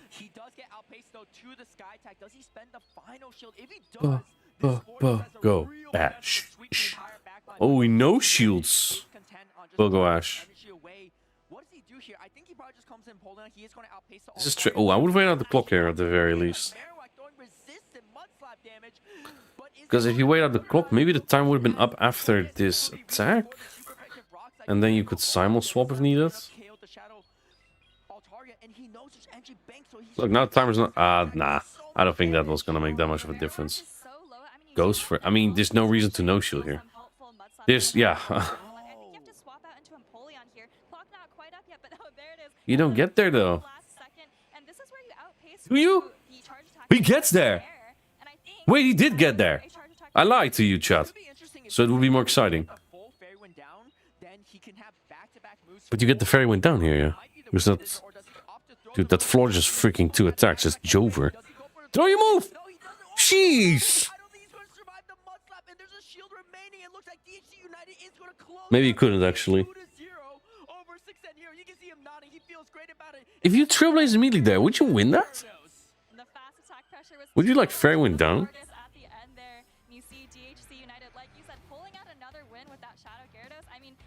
I will stretch my legs real quick and grab some food.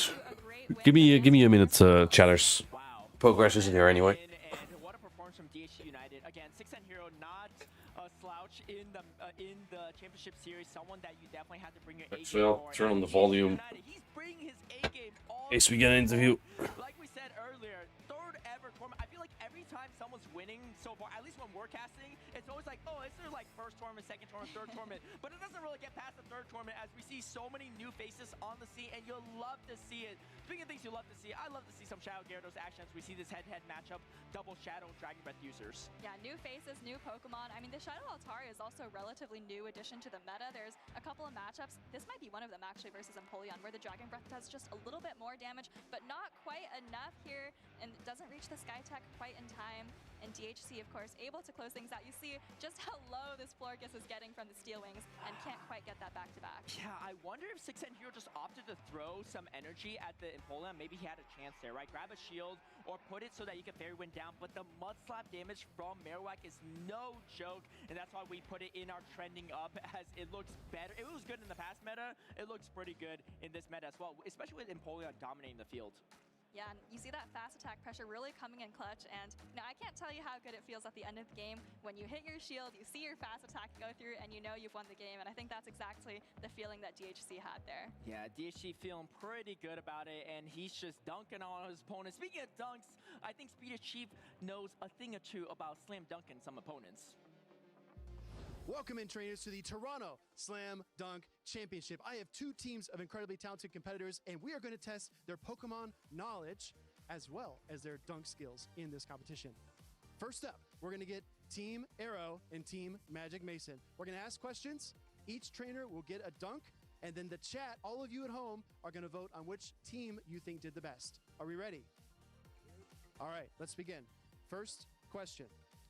Who's going to answer the question? All right, it's Arrow. Question, Arrow. You are playing Hypno with Confusion and Thunder Punch, and your opponent has a Talonflame with Incinerate and Fly. You each have one shield remaining. What is the optimal number of Confusions and Thunder Punches that you can throw, and in which order? Remember that your opponent will knock you out if they reach 2 charge attacks. Explain your reasoning in detail. Okay. I'm assuming that my opponent is going to throw after 3 Incinerates. Thus, I will be at 4 Confusions. After the next Confusion, I will throw my first Thunder Punch. They are still 1 away from their move. I will then throw, after 1 more Confusion, another Thunder Punch, and I will knock out their Talonflame.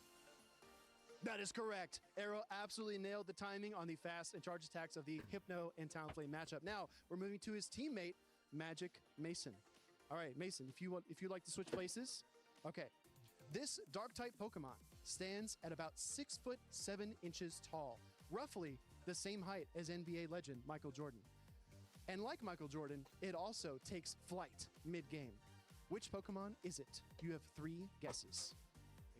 It takes flight mid-game, so I would assume it has the move Fly. I'm going to say Kyrian Moltres. That is absolutely correct. Team Arrow and Team Magic Mason have secured both dunks. Gentlemen, best of luck.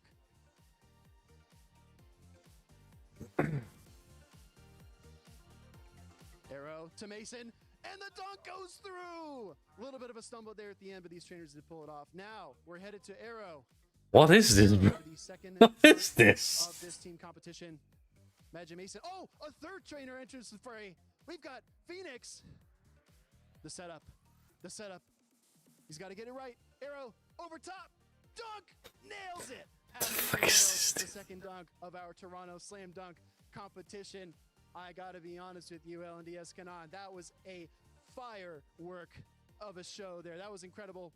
But now it's your turn, and we're going to see how you perform. Kanan, would you like to answer the first trivia question? Yeah, sure. Okay.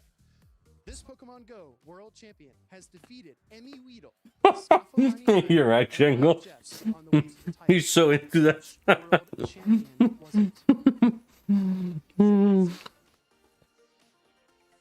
That is correct. It is Axon, the 2023 World Champion in Yokohama, Japan. Now, my friend Corlash, the final question of the dunk competition. Dark-type Pokemon have a long and storied history in the Championship Series.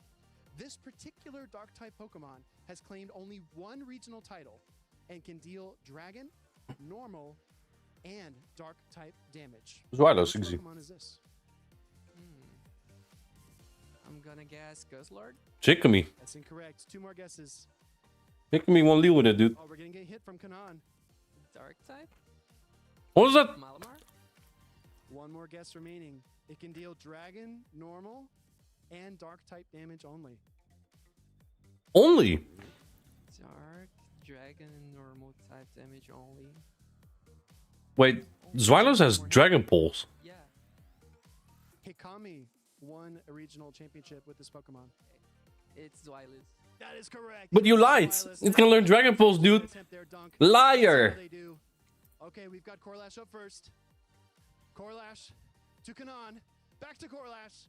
Spin. Dunk. And he nails it. Absolutely incredible. Now. You said Dark Normal, right?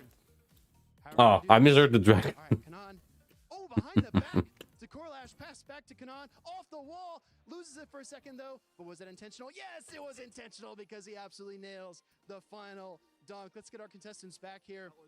Team Arrow and Team Mason versus Team LNES Kanan and Team LNES Corlash. Who do you think wins the Toronto Slam Dunk Championship? Let us know in the chat, and let's get back to the stream.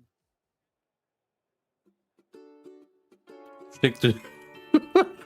Maybe I could have kicked it in.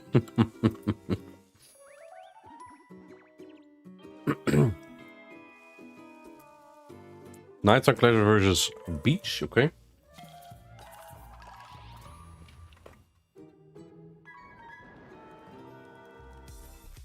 I mean, they're local segments. They're not going to do for Toronto.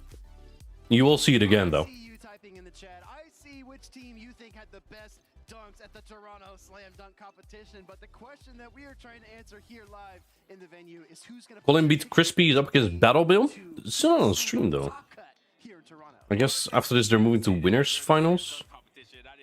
Top left. Links boven. We actually say left top.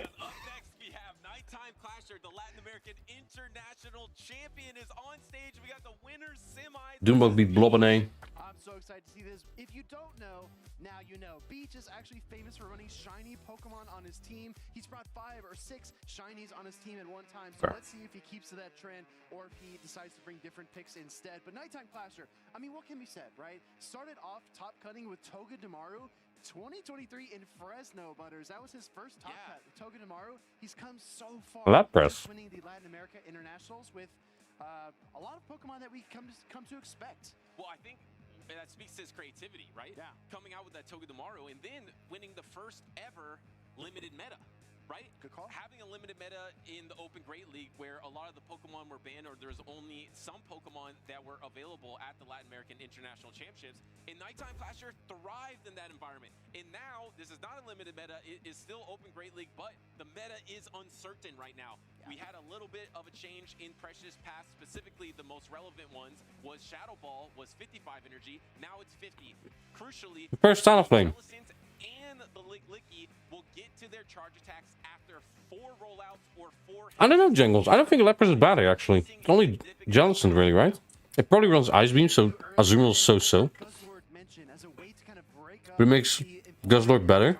Sis has to shield the first attack. Considering Pokemon like that, I mean, like you pointed out, Butters, the Shadow Ball users are potent, but finding a way to counter not only the Licky and the Jellicent, but also... Like, I don't think, I think a Lapras Corviknight core does have play here. I actually had a chance to sit down with him yesterday. I don't know if you actually run it, though. We're going to show on stream later on today, so stick around. But basically, we had them all in construction outfits, and they were talking about team building. And Nighttime Clasher actually gave me some very interesting tips. You do not want to miss that. But as we Who do you guys think wins this? Get ready to lock in. Ooh, I like the foreshadowing. Pay attention to what Nighttime Clasher does in this series to see if he used that tip that you will find out later on. Let's look at the team, though, first. Nighttime Clasher is running Lapras. Another trainer with the Lapras. I remember Final Boss AJ. She was running the Lapras as well, running the double... Prediction? I'll run from next set. Running the Azumarill for Nighttime Clasher, the Guzzlord, the Corviknight, the Shadow Scizor, and the Shadow Kanto Marowak versus Beach, who said is famous for the shiny Pokemon, running that Guzzlord as well, but running the Jellicent instead of that Lapras, and then otherwise... 80k on Nighttime Clasher, okay. Look, obviously he's been more successful than Beach in terms of prizes, but I don't consider Beach worse than Nighttime Clasher, actually. Beach can be pretty... Beach on a good day can win a tournament, I think.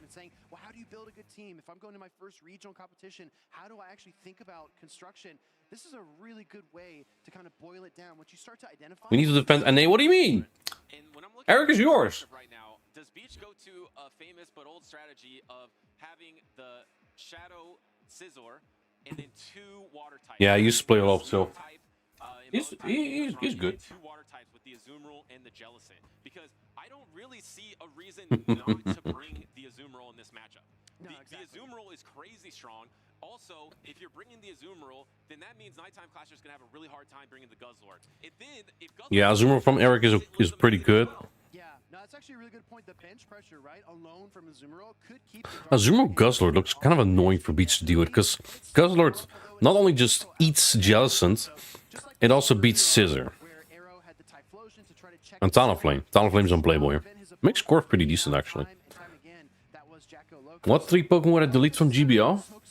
You want to dissuade your opponent from doing something, but encourage them to do something else. So we'll find out. Honestly, I don't know. To answer your question, I think the most balanced team here from Beach is probably some combination of Guzzlord, Azumarill, and Shadow Scizor. I think double Altaria? really strong for Beach. For sure. Locked into game number 1. The winner of this series will advance to the winners finals of Group D. And there's the Guzzlord. Altaria, Galarian, Corsola. Those 2 for sure. I don't know about the 3rd. Yes, you are taking resisted. Oh, and then the swap onto the Brutal Swing right away for Nighttime Flasher. But look at the timing of the swap. 4 bullet punches, then he pulls the swap, which means he gets a full Dragon Tail through. Big catch. The resisted Brutal Swing. Impeccable timing from Nighttime Flasher. This is the only reason that Sludge Bomb is acceptable. The thing is, Sludge Bomb is so bad that 2 still don't knock out Azumarill. Now, you're going to be in the situation where you're going to have to give up your Protect Shields. I believe Nighttime Flasher is going to try to get back to his switch timer, use these Protect Shields on either the Why so many Guzzlord? It's such a good core record, dude. back into that Shadow Scizor. Wow, I mean, it's a long road to get there, right? Because we got a lot of charge stacks coming through, but as you pointed out, Butters, just play rough would have been completely devastating. So we at least see 1 shield in this sequence. Sludge Bomb is ready to go. Looks like Nighttime Clasher is overcharging a bit. And Guzzlord is Dark and Dragon. Here comes the swap, and it came sooner than we thought. Yeah. With this 45-second switch timer, you can't get back to that timer pretty quickly. Even Guzzlord, who gets hard-walled by the Azumarill, was able to get out of that matchup. Here comes the Guzzlord from Beach. Your energy's Walter. It's not even... Wow. Dude, Guzzlord's not as bulky as most Pokemon. Yeah, Trailblaze, 100% chance to boost your attack stage. The Night Slash is a little bit more dicey. We're going to see a charge attack come through from the Guzzlord. This will be enough to KO. But now, Butters, because of that Trailblaze, I think Scizor can bullet punch through. And it will be able to bullet punch through, so the Scizor is around, and you're almost back at your timer once again. Beach has 2 Pokemon remaining. Nighttime Clasher has 3. Do you just pivot out into your Azumarill? Maybe after this Trailblaze, you go into your own Azumarill, going for perfect timing here. This is super effective, will be enough to knock out. Does Beach try to go double Protect Shield for that backline Jellicent? And yes, that's what he's going to do. Yeah, but he only knows 2 of the 3 Pokemon here for Nighttime Clasher, so the Jellicent comes in, not wanting it to get any further ahead with those hexes, gonna throw the Brutal Swing immediately and pull that first shield. And he already knew this Guzzlord was in this battlefield. That's so hard with all that energy. How are you gonna get through this Guzzlord? Everything is resisted by the Guzzlord because it is gonna be Whoops. Dark and Dragon. I muted my mic because I was eating. Yes, well, I was saying, I don't think 2 Shield Jellicent is gonna win that. From the surf, yes, you get your Shadow Balls quicker, but a Shadow Ball is not very effective. Shadow Ball doesn't even knock out here yet. Exactly. Jellicent can learn Ice Beam. I'm eating grilled cheese. Before the tournament begins, and there's no Ice Beam tech here. Toasty. Beach, but I bet he wishes he had it now. Gonna go for the same type attack bonus, Shadow Ball. You think it could? Of course, bro. Isn't there a full Azumarill? There's a full Azumarill. This isn't even knock out. Y'all are coping, bro. Okay, you don't even get to see the 3rd here. Tries to flex. Cool. There's no Protect Shields remaining. He could have just thrown the Brutal Swing, and he decided to just throw the Brutal Swing and win the game. He was trying to get a little fancy. That's not true, Checkles. And the icing on the cake here is that Azumarill never even hit the field. Right. So Beach has no idea what that 3rd Pokemon was. That was mesmerizing to me for one reason. Yeah. The dynamic of these Pokemon that you're swapping back and forth that hard wall each other. Yes, the switch timer is lower, but we see Nighttime Clasher switch locking in his Guzzlord when he switched out of that lead matchup. The Azumarill was brought in to counter that from Beach. In a lot of situations in Pokemon Go PvP in the past, that's... You run Dragon Claw on that Guzzlord? Nighttime Clasher would never catch there. He wouldn't even try. He was able to swap out and catch an Maybe he would. I don't know. And then Beach came in and soaked the energy from the Scizor. Yeah. But then Nighttime Clasher still had that Guzzlord full health that soaked everything resisted from the Jellicent. It was like a sponge battle. The 45-second switch timer is probably, I would say, top 3 mechanically, one of the best things that's happened to Pokemon Go PvP in years, maybe even ever, right? Because these switches, this maneuverability was not available in seasons past, and we really see it here on display. I mean, you would say, my gosh, Dragon Dark Guzzlord versus Azumarill, that's game over. That's lights out. There's no coming back from this. But because of the switch timer, these trainers can build away. It felt like we were playing 3 rounds of musical chairs where the trainers were switching out back and forth using Protect Shields, and where you landed at the end of the 3rd round. So many Gym Breakers disputes right now, dude. Damage, and Nighttime Clasher just had so much health on that Guzzlord, so much energy, and being able to soak all that backline energy of the Jellicent, he landed in that favorable position. I thought Beach was going to be so strong with that Jellicent in the Azumarill. It looked to be that case, but the Guzzlord from Nighttime Clasher side, even against Azumarill, was such a threat. It's oppressive, right? Let's head right into game number 2. Nighttime Clasher leading in the series. Holy shit. Lead scenario here in the second battle. And look, it's these sponges once again. It's the Guzzlord, it's the Shadow Scizor. A little bit late swap. Is that Azumarill for Nighttime Clasher in Eric might shield here, just because the energy is so valuable anywhere. like I thought we'd see straight away, and here comes This is not easy to get through. probably gonna use the Protect Shield here. Let me correct that. I think this is impossible. Look at the matchup knowledge here from Nighttime Clasher, staying in for 2 additional Dragon Tails, but not 3 or more, because he knows he can get to double Trailblaze and probably still soak a charge attack with the Scizor at that pacing. So very, very good knowledge of the game here. And now, are you going to see a double shield from Beach here to just try to keep some health on the Azumarill? Because if he can keep the Azumarill out of range of Sludge Bomb, it's still a Nice shield. versus the Guzzlord. But I think it might be almost in range of Sludge Bomb, but he does use his last Protect Shield. Yeah, last Protect Shield. Okay, I guess. I don't like if this gets a Night Slash, you're dead. Okay, okay, okay.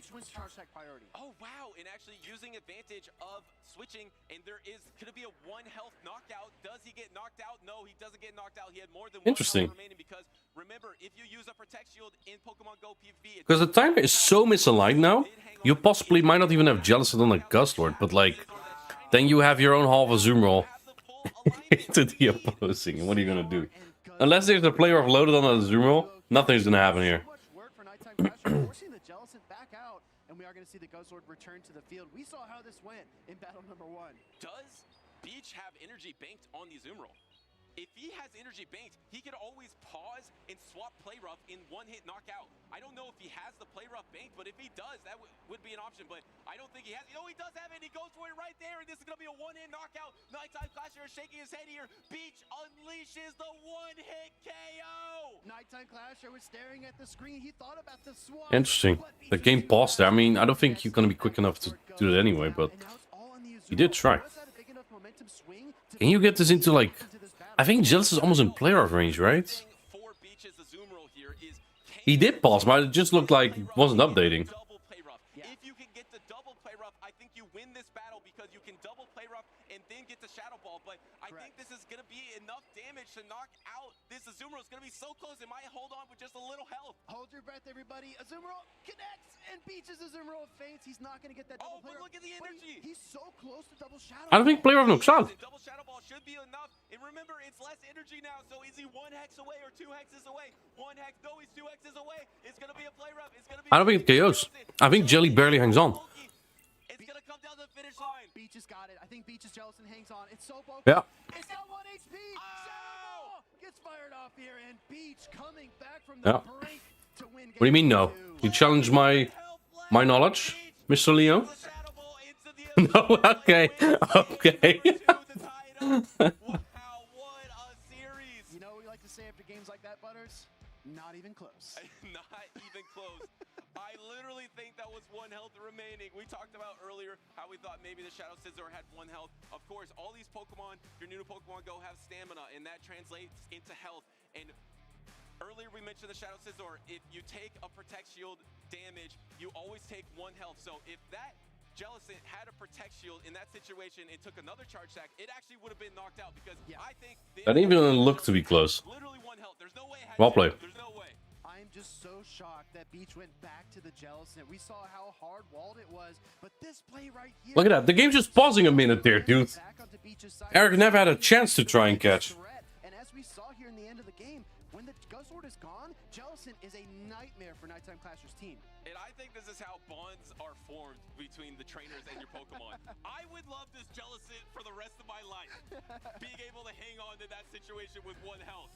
Yeah. I'm always using that Jellicent forever now. Butters, you would best buddy it.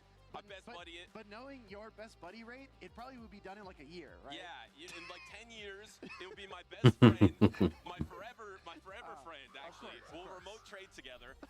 All right, we're locked in to game number 3. Dude, Eric's is calling all the leads. Maybe not so much game 1, but game 2 and game 3 definitely. As well as the Shadow Talon Flame making its first appearance appearance in the series, but Nighttime Clasher kind of sticking to that tried and trusted 3. I just doesn't want to play Talonflame here. And Beach has only shown 4 Pokemon, right? Between this Guzzlord and the Shadow Scizor that is on the bench here. Wait, did he bring it? From that Trailblaze, it is 100% chance to raise it by 1. Actually, Protect Shielding on this play rough. He brought the Talonflame. Oh boy. But there's so many odds. Oh, and Azumarill comes in. Yeah. Now Jelly's gonna be in Guzz again. Sheesh. This man cannot catch a break. After a charge attack, so there should not be a turn wasted. If you threw 2 bullet punches, that would have landed, and you could only throw 1. So that does go to the speed of Nighttime Clasher to register that quickly and not line up that second bullet punch. Here comes the Ice Beam, which will be enough to knock out Beach's Shadow Talonflame, but actually protect shielding this Shadow Talonflame. I thought it was actually the Guzzlord.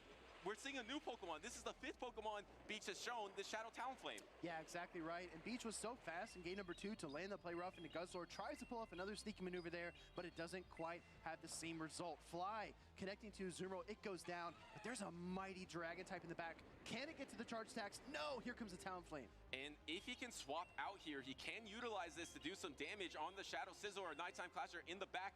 Is there play? Molchek? Oh, there's so much Scizor left with energy too.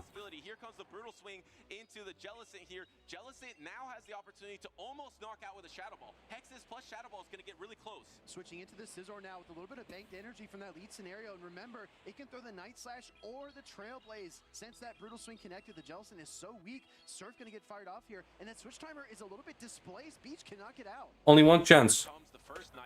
Hex it into bubble range, but I think Eric has already one bullet punch off. The Incinerate. Does the Talonflame have enough HP to withstand the 2? I think even Talon dies. Yeah. Wow, Scizor grinds through the Talonflame, and it's back to where we started against the Azumarill. And here is the Shadow Scizor knocking out with the bullet punch. That is Nighttime Clasher taking the series 2-1 on the backs of Shadow Scizor, Azumarill, and Guzzlord. That trio was the only Pokemon we saw out of his team of 6. Yeah, exactly. I mean, Nighttime Clasher got to be riding high after that LAIC victory. Like you said, the first champion in a limited meta that we have had in Pokemon Go history. But even the champions have to be on guard because that game number 2, that was a jump scare for Nighttime Clasher with the Azumarill. Oh, that was amazing. And it didn't go his way for Nighttime Clasher, but I felt like he had such a control over the series. Yeah. And in my opinion, I think that's why Beach went for Shadow Talonflame. Sure. Because on paper, why would you bring Shadow Talonflame into an Azumarill core? I totally forgot that existed. You know those 3 Pokemon are coming out every single time thinking, oh, Nighttime Clasher might have my number in this series. I'm going to try to high roll him and try to call the Shadow Talonflame into the Scizor on the back. If he tries to That's funny. Like he's been doing all series, he kept pivoting that Shadow Scizor, not respecting the Shadow Talonflame. And in game number 3, he wasn't able to land the Shadow Talonflame on it, and he goes down. There's something I want to talk to you about, Butters, because we talk about Guzzlord versus Azumarill. What an incredible one-hit knockout in game number 2. But the yes, I'm getting subs. To run Sludge Bomb and Brutal Swing on his Guzzlord. There are a lot of fairy types in the meta. Dude, why is this acting up again? Don't do it to a random person. Let me enter it. The Azumarill usage here was a surprise. Nighttime Clasher always screaming, always practicing, has his finger on the pulse of the meta as it evolves throughout the weeks and months. I think that Sludge Bomb was in full anticipation of Azumarill. Yeah, definitely, because you mentioned the other fairy types, but the other fairy types, like Wigglytuff, you're just, even if you have Sludge Bomb, it doesn't really matter. And even against Florges too, yes, you are going to be able to land that, but you're just going to take so much damage from even the Fairy Wing.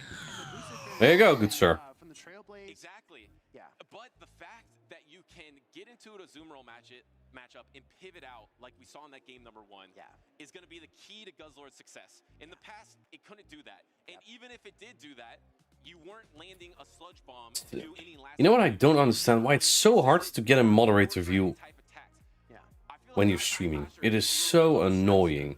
I think we're going to see a lot of that trio. Okay. The rest of this tournament. It's going to come Incompetent down to platform. how many of those top trainers with that trio make it. But if these trainers make it that far, I'm curious about the Pokemon that just pokes a hole in that trio. I think that the Pokemon Go meta is always so fascinating because it's kind of like a moving target. Think back to Giratina. season. Giratina pokes a hole in the meta. First 3 events was running for Alligator Clodsire. That was the duo, the core. And then we saw a pivot to Toxapex and Diggersby, right? And now we're seeing the Empoleon Altaria core rise up to high usage, 35% each for those 2 Pokemon. And like you said, Scizor Guzzlord might be the breaker for that core. All right, but what do you guys think? So let's take a look at social media here to see what you've been talking about. It feels so strange not competing at Toronto Regionals for the first time, especially as a local retired. I might be FOMO is real. Spectator pass is sold out. Giratina to Hot Dogs for life. I am going to refund that one. That ain't happening. Where's it? You already refunded it yourself. Look at the team, everybody. He's got Swampert, he's got a Rakuten, he's got Shadow Walrein and Regis. Yeah, I didn't even see it. And I was actually having a conversation with a buddy yesterday. I said, well, if you want to beat Altaria and Empoleon, run Registeel, bring it back, right? And then I was reminded that Altaria gained Flamethrower since then. So Registeel is not let's take a look in that matchup anymore. But shout out to Mango, has some incredible edits and is a very fun at the person to be around. brackets. Let's hear from Bees Squared. Even a blizzard won't stop us at Toronto. You're also eating KFC? That's Are you enjoying the KFC? What time what is your sleep schedule right now, Ross? I cannot keep track of it. We're all over the place. Still offline on RuneScape. Not only on stage, but throughout the entire venue as You're well. not the only one. You can get a ton of packs. You can make friends. You can trade Pokemon. 3 a.m. Damn. Pokemon to try to get some better stats, and one more from Pump Gamey up early to head to the venue for Toronto. My first time in Canada. Ooh, Rednixky versus Javier soon. I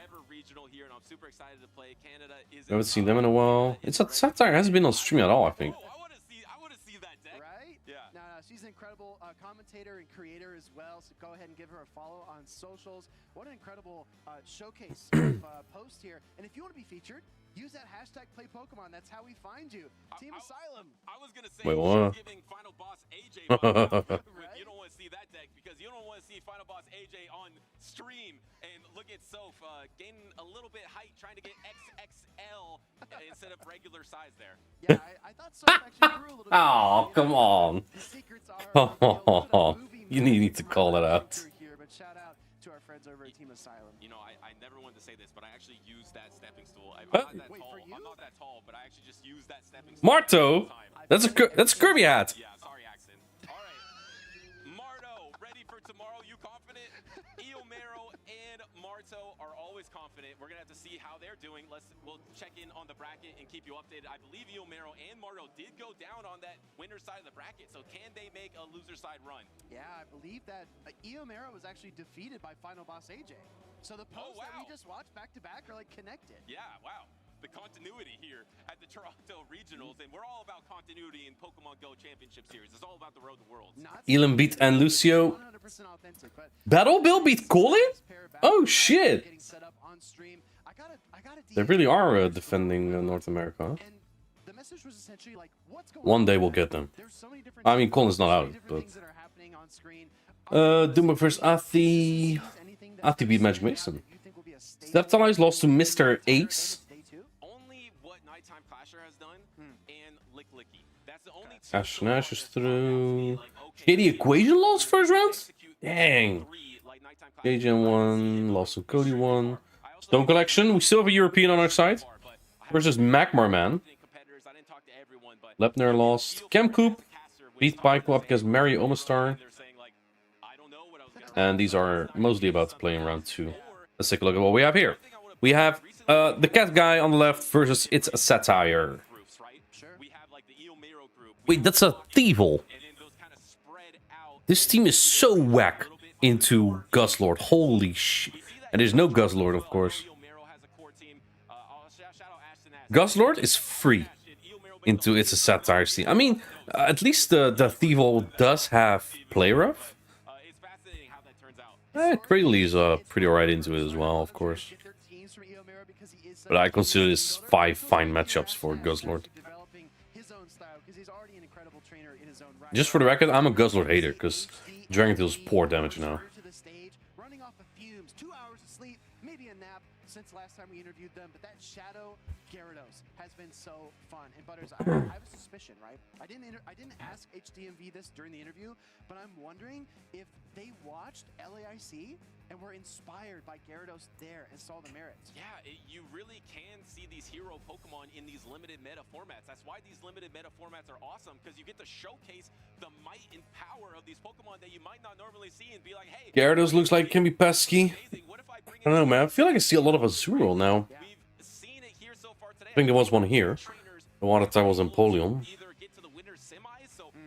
Wait, 52? You're offline, bro. Not true. You're quite good against those two Pokemon of the Empoleon and the Altaria. So I love that Shadow Gyarados pick, and I am thrilled to watch it on stage here. Yeah, me too. I think it's so versatile, and a lot of people are thinking of flying types. 4C Ace. Oh, you're offline. But Gyarados is definitely a big Prove it in court. surprise. And there is something unique on the right side of our stage as well. Thievul is going to be on the team here for Satire, and that Pokemon did top cut. It performed really well. Can Gyarados get the 2 moves against Thievul? Just a few weeks ago. What do you think, Ross? That fairy type coverage to counter the other dark types as well. Here comes the Empoleon into the Corsola. Corsola, a Pokemon that when you That's a very small Empoleon. updates and a lot of trainers were posting their tier list of what they think was S tier in this meta. Corsola was on so many trainers S tier, but Corsola has pretty much disappeared in I like this team from It's Satire. I mean, when you're expecting Furret and Licky My Tiena's not better. do not bring a ghost type Pokemon as your primary response. So Hydro Cannon connects, and then I think Empoleon only wins 2s here, if I'm not mistaken. Because you outpace to 4 attacks here. I think it is. It looks so teeny tiny out there, but I am also elated because we have both the heroes of these trainers' teams. That said, Corsola does not exactly do bad here either. I think you barely hang on here. Yeah, you have to get the nice shit off.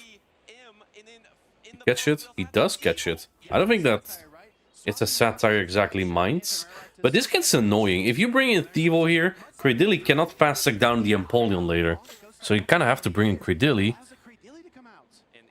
Maybe 2-shield Thievul, which is better than Mightyena. You have this opportunity to try to bank up a little energy, but the switch timer is coming back up. No, not quite yet. So you can bank up some extra here. You have to take some neutral damage to do so, but I like all this extra energy that Satire was able to bank up. Yeah, me too. I mean, this is a really risky position. What would Pogo Ash do here? Okay, let's go. Actually picks up the KO, reaching for the Thievul. Satire wants out. No matter what comes in next. Yeah. Double shield Thievul in the back for Satire. How much damage is a sucker punch gonna I wonder if you... I mean, you just outpace it 2 attacks now. You need to farm down his Empoleon. There's no other way. Even then, you just get 2 attacks on the... This is so much. Dragon Red sucks here, dude. Where's Trent now? But speaking of speed, Shadow Gyarados gets the Aqua Tail incredibly quick. So can you get to double Aqua Tail before the double Night Slash? I think you're going to be able to get to Night Slash first. It's going to be incredibly close, but no, the Night Slash is reached, and HDMV is going to have to be sitting there taking the damage. Shadow Gyarados doesn't have the most bulk. I think it's going to be a knockout. No, actually hangs on. Oh, actually able to get off one of these Aqua Tails and probably going to pull this final shield. The question is, will the Aqua Tail do more damage from the Gyarados, or will a Hydro Cannon Satire Smart. to keep that final protection shield around? In comes the Empoleon. Yeah, this is where I hate Metal Sound. It just does no damage. Like, you just died to an acid here. It is going to be able enough to knock out, and Satire is going to be able to take game number 1. Fast attack pressure. We talk a lot about Furret as a Sucker Punch user, but what about Thievul? Yeah. That Pokemon actually kept Furret on the bench there for Pogo, Pogo, Pogo, Ash. Well, the comparison here is Pogo, Pogo, Pogo, Ash. Does not resist it. The Thievul does resist that Sucker Punch. So in that matchup, Thievul is going to dominate. And when you look at HDMV's team, there is no Pokemon to resist that dark type damage. I love Satire's strategy to keep that Pokemon in the back, double shield it, almost like a Charmer in the back, and just be able to go through with fast attack damage. I feel like team building for each regional championship has a different checklist, and that checklist is always like 200 spots long, right? Yes. And I think that having a dark type resistance is probably like number 199 on your list of things that you needed to prepare for. So the Thievul is such a clever core breaker here, deceptively fast, a little bulkier than you'd expect, and very, very potent. So my question, Butters, where can HDMV find the bulk to work through that matchup and take game 2. You keep singing that song if Progress shows up. I think Altaria has some really good play against Satire's team.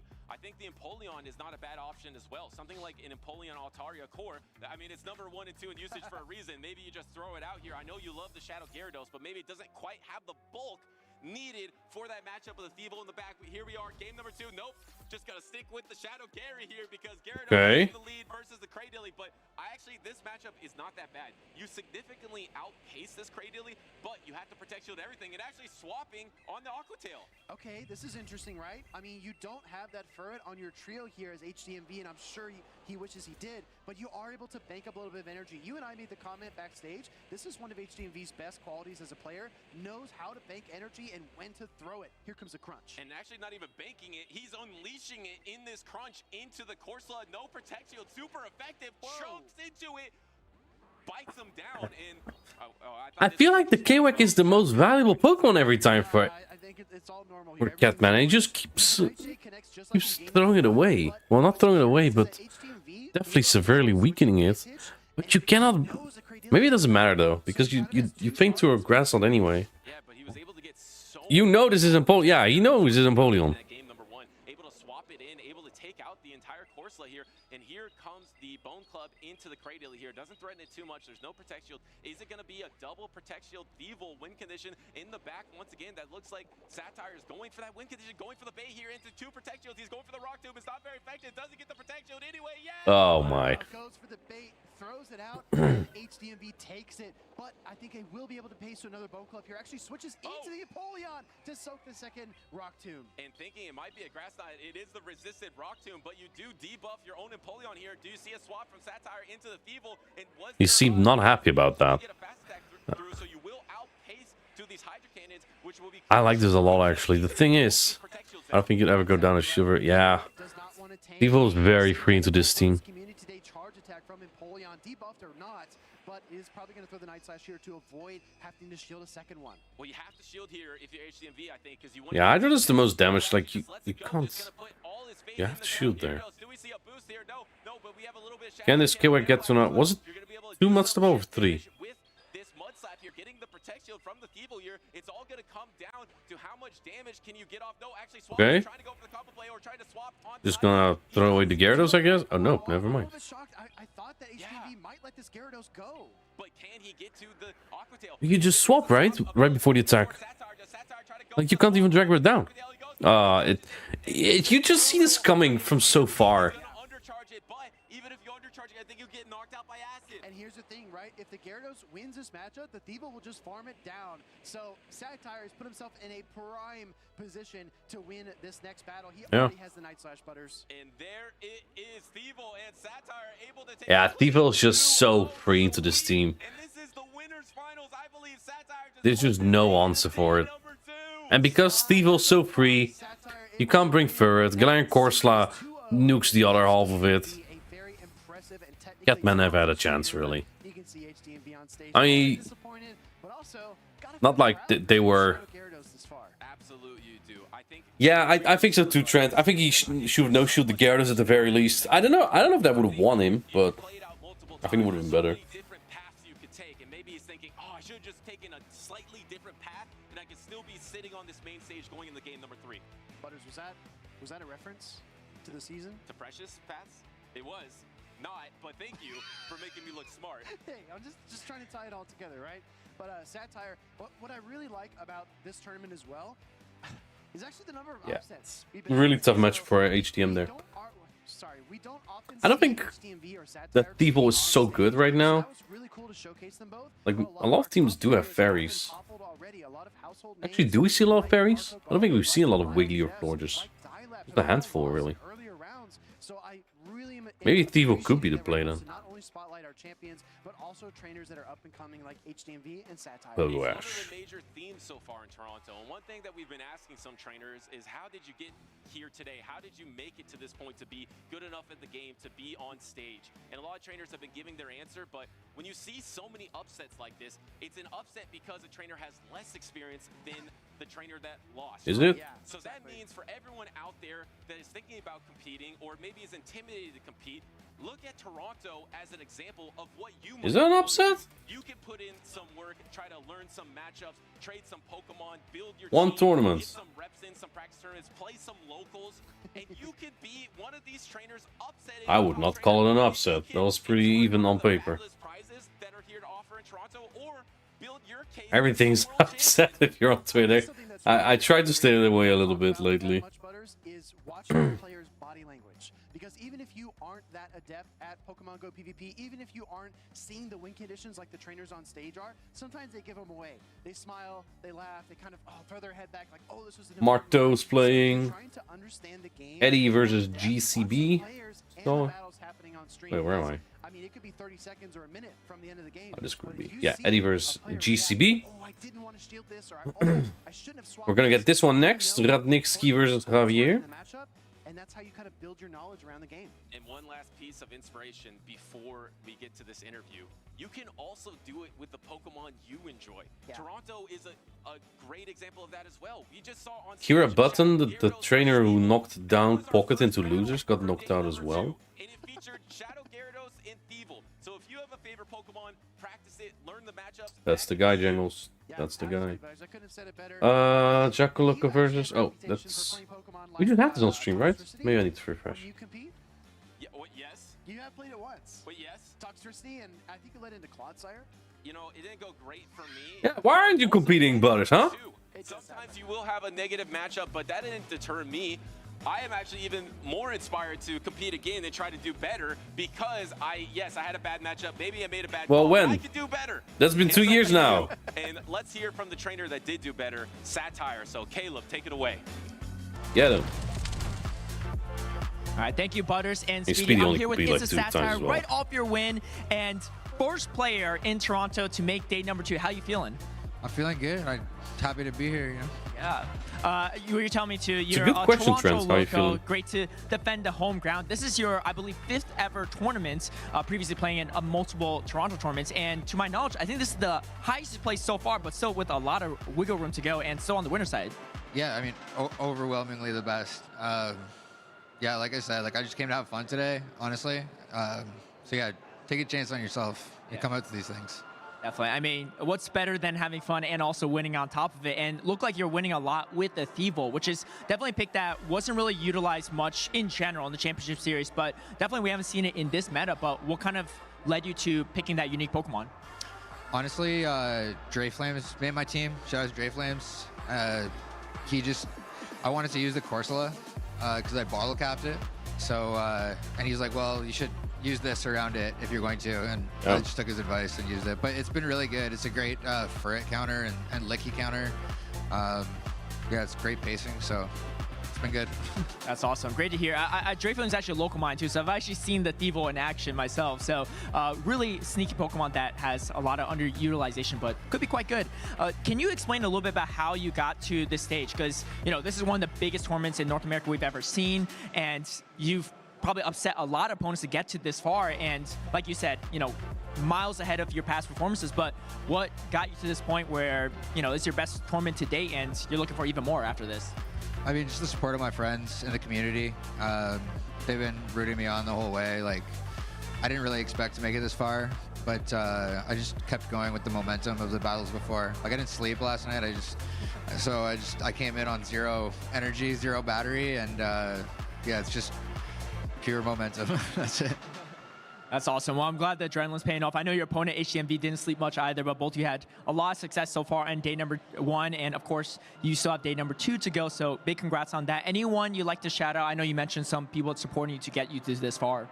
Yeah, for sure. I mean, shout out all the SoCal Swabloos, all the Mew Research Discord, my friends like my coach, Kevin Solidares, the GOAT, Magmar, Dragon Silk, all the Toronto guys too. Awesome. Well, best of luck on day number 2. Let's head back to the castle for some more battles. Okay. Let's take it right down Radnitsky also everybody. from New York, Elmo? Radnitsky returning here to center stage. He's the GOAT. He shouted out my tournaments. He's humble. I'm a big fan. and Javier just appeared. So yeah, that's pretty far, isn't it? This is one of the best trainers in Peru. This is a Mexico City champion, and he just. What do you think of this though? This is more. This guy's from Peru on the right. It's even more far. Some really big surprises for us on stage. Well, he was the runner-up. Yeah, that's true. Jingles. If it's not gameplay, then it's some inspiration. Lapras again. Oh, we see a Florges. Okay. I feel like we haven't seen as much Florges. I don't remember the teams exactly. We see a Wiggly here as well. Lots of high elo players dropping to losers soon. Prediction there.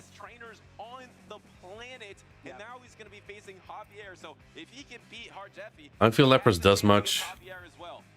I think in this match actually, it's pretty fine in this match. Licky is a playable matchup. Wiggly, I feel like it's positive for Lapras. Gastro, I feel like it's positive for Lapras. Annihilate, playable, not the best, but zeros and ones are definitely doable. Altaria, I consider good. Empoleon is deceiving. I think it's positive for Lapras. You only lose zeros. Actually, no, Empoleon loses zeros. The other matchups are close. The thing with Lapras versus Empoleon is Psywave does not even look resisted. This matchup I hate though, I'll admit. Dude, Lapras would have been so good here. But I hate this matchup as Ferd so much. You just don't deal damage here. This matchup is ass. But what are you gonna do? You have Kiwick in the back. You do not want to throw a double resisted Trailblaze in this matchup. No, you absolutely do not. As the Sky Attack is going to land into this Furry here, you're already going to be at a charge attack if you are Javier. Going to stay in this matchup because you don't want to mess around and try to lose the alignment here. But the problem is, if you get a Protect Shield from Radnitsky, you will probably lose alignment. But actually, no Protect Shield here. You can win the zeros as the Altaria. You can hang on here and get to that Sky Attack. And there it is. That is the zero Protect Shield situation win for Radnitsky. Does he take advantage of it? Yes. So this is actually quite big, in my opinion. I like the play by Radnitsky to throw 3 Dragon Breaths and then the Sky Attack there, staying disciplined on good timing and not leaving much farm for his opponent when they come in, and it will be the Altaria. And the Altaria is yeah, I mean, this is a decent match for Shadow Altaria as well. Like Flamethrower does a lot here. Yes, he got a couple of Dragon Breaths worth of energy in the farm down, but he's already quite low. Yeah, and I think the extra Dragon Breaths help Javier pace to the Flamethrower. This first one will connect. That does a lot of damage, even though these Dragon I think you still get 3 draw back. Maybe with that little bit of chip, Empoleon might be able to... Ooh. Swaps. So this is normally positive for Gastro, but Kwak with energy up is not exactly bad here. Thing is, Kwak can now just force 2s, I think. Because normally Gastro would win the 2s just by winning CMP on the last body slam. They pace equally fast. But now you're 1 up. I think Javier just wins this. Empoleon will not have energy to take out both Kwak and Altaria. You have to, right? Because your last Pokemon for Radnitsky is the Empoleon, probably within 2 Mudslap range. So you have to get as much value as possible from the Gastron. No. Yeah, you shield this. What we could see here, Butters, Javier wins. Into the Empoleon to soak the next Bone Club. No, you're absolutely right. It's going to be the Gastron versus the world. And there's the pivot, there's the swap, there's the catch for Radnitsky. This does nothing. This does nothing. You get Mudslap down probably. Into this low health Empoleon and wasting the attack, swapping into his own Altaria, going to try to reach for I think but the body slam is already available. How much damage will his body slam do? I think it's going to be enough. Body slam going to connect here from the Gastron into the Altaria. Can't see the HP. It's not. This 2 Mudslap is going in 2 Mudslap range now, right? No, okay.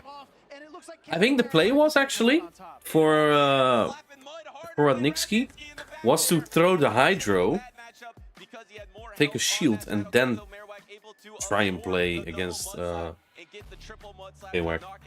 But energy management would need to be perfect. I don't know if that Shadow Altaria was also in Body Slam range. I don't think it was actually. Maybe. I'm not too familiar with Shadow Altaria's bulk, to be honest. Not a lot of people play it.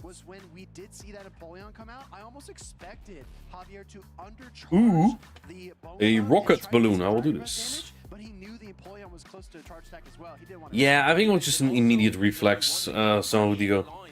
But I feel like in that moment you already need to be thinking, okay, what if he swaps?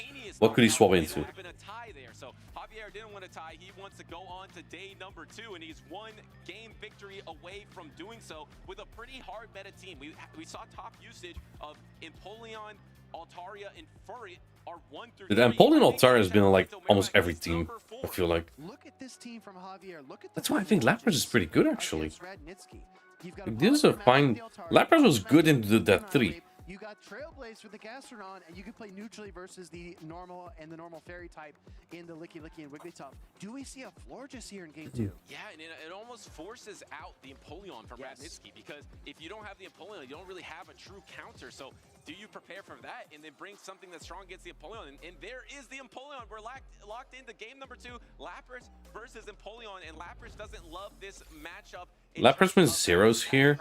But it's all gonna be either neutral damage from a metal sound, which isn't terrible, or neutral from a drawback, which also isn't terrible. Let's see. Exactly. These Pokemon are It's the backline, Kilwick, Empoleon. That Licky Licky's not really looking hot in the back, so he swaps out. Now he swaps. Oh, he spends energy?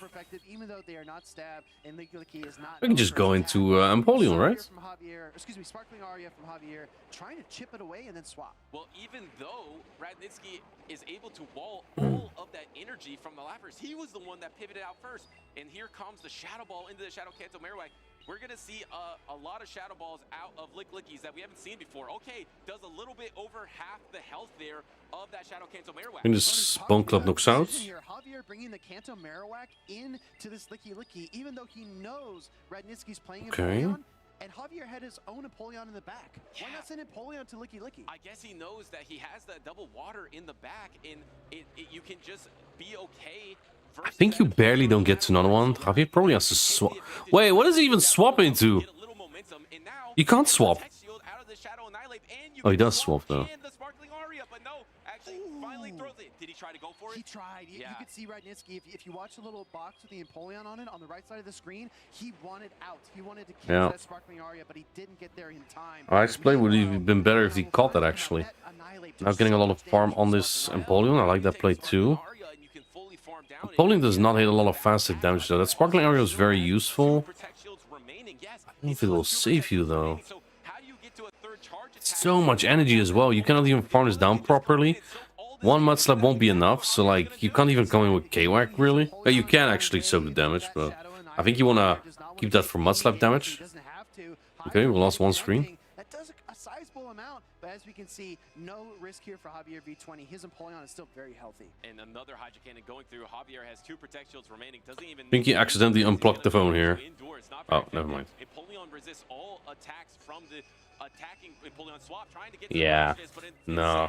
If you shield this, Javier swaps. If you know shield, Javier still swaps. He has 2 shields. He has 2 shields. I guess you do need to get a boosted counter in. But K-Wack is not that fragile. Javier just wins this. You need like 4 freaking Mud Slap here, dude. Yeah, good game. Good game. Well played, Mr. Javier. Mr. Host. Tough one for Nick. I just feel like he could never get the alignment he was looking for. A composed trainer with a meta team that is tough to deal with, and I think that was tough for Radnitsky as well. You know, dealing with this composed trainer with the hard meta just got a little bit out executed in this matchup. But the thing is, what a run so far. You're in the winners finals. Yes, you go down. His previous best performances was 60 and 80th. So to be here in this position, 1 match victory of getting to day number 2 on the loser side. What an incredible run from this trainer that hasn't competed since 2023. Amazing. Yeah, absolutely stellar. And it's got to be a little bit intimidating when you are going up against somebody who's already won an event, who's already well known. Mr. Crimson! A lot of our trainers in the community do How you doing? Are you home yet? Because a a lot of the trainers that perform well do it consistently. Insider trading, okay. Champion, a special event champion. You're facing an international champion or even a world champion in some cases. But in Pokemon Go, anyone can win any battle. You just have to trust your own instincts. And Radnitsky still has a lot of fight left in him in that loser side bracket. Yeah, and to his credit, I mean, the standout performance is defeating just one top trainer, right? You beat LNDS hard. Even did your adventure instance. Did you also post about it on Twitter? Day number 2, and then that's when you get to day number 2, and suddenly everyone is a top trainer, and that's when it gets incredibly difficult as well. But Javier is a trainer that's been. If you want to take over, let me know, yeah. Into day number 2. I'm pretty tired. Fascinating to see how the rest of our bracket shapes up, and you know, trainers are always looking for the most powerful Pokemon. Everybody wants that hard to find legendary, that mythical that's going to take them to the next stage. Let's figure out how to master those legendary Pokemon, and we'll be right back after this. Hey, there's a video. The one banished. The one that watches. A legendary Pokemon that exists in the shadows, feared for its presence, yet coveted by I mean, this thing wins regionals, guys. Wins regionals. Has left a lasting mark on the world of Pokemon Go. In its altered form, Giratina thrives as a supportive force, anchoring teams. I will not run Giratina in patient strength, but in its origin form, Giratina's true nature awakens. Freed from the chains of exile, it becomes a serpentine dragon bound by gravity. Its attacks grow fierce, transforming it from a sturdy defender because I'm casting into a devastating closer capable of ending battles with overwhelming power. I'll be there. Hey, Girat! Oh, it does it! Inadequate close up, an impossible endgame there against Beelzebub. It's no wonder that such a wickedly versatile Pokemon has claimed its place on championship winning teams. Yet, I scrimped like 5 sets against Rice. The same as mastering it. It takes knowledge and then I was like, you know what, all these teams just suck against you, or you're just playing out of your mind, or I just suck. Then I played the Giratina team. Are notoriously difficult to obtain. Their power makes like, the effort worthwhile. Maybe there is a little bit of magic there. They shine the most in the Master League, where their CP can reach staggering heights. But some can also be kept below 1500 CP, making them viable for the Great League. Trainers often trade with friends to secure legendary Pokemon that ideally sit as close to 1500 CP as possible, without exceeding that Great League threshold. Examples of legendary Pokemon that are very good in the Great League are Cresselia, Giratina, Registeel, Zapdos, and Galarian Moltres. Galarian Moltres was a key member of world champion Beelzebub's team. It has some of the best fast and charge stacks in the game. Once Mandibuzz ruled the skies, but now Galarian Moltres has taken the throne. With its dark and flying type, it is one of the best counters to popular ground and ghost type Pokemon. To win twice. Why are you so mad, dude? Giratina comes in 2 forms. Origin, offering more offensive pressure, and Altered, providing greater bulk. Recently, trainers were able to rescue Shadow Giratina Altered from Giovanni, and it has proven to be successful in the competition immediately. Its typing gives it 8 defensive resistances, making it one of the top choices as your Ghost-type Pokemon to bring to the battlefield. Next to strength and versatility, some legendary Pokemon focus on coverage and bulk. Cresselia has been a staple in competitive battles for years, thanks to its flexible choice of attacks. With Grass Knot, it threatens water and ground type Pokemon. With Moonblast, it handles dragon and dark type Pokemon. And with Future Sight, it's so nice when someone's talking for me with my voice. It has won multiple championships for a reason. Legendary Pokemon demonstrate that many favorites can find a place in competitive battles. My AI voice, yes. Versatility and coverage, they can be tailored to fill the role your team needs the most. Whether it is in friendly matches or the Pokemon Go Battle League, mastering these Pokemon can give trainers a decisive edge. Try for yourself by catching or trading one of these legendary Pokemon and adding them to your roster. Best of luck, trainers.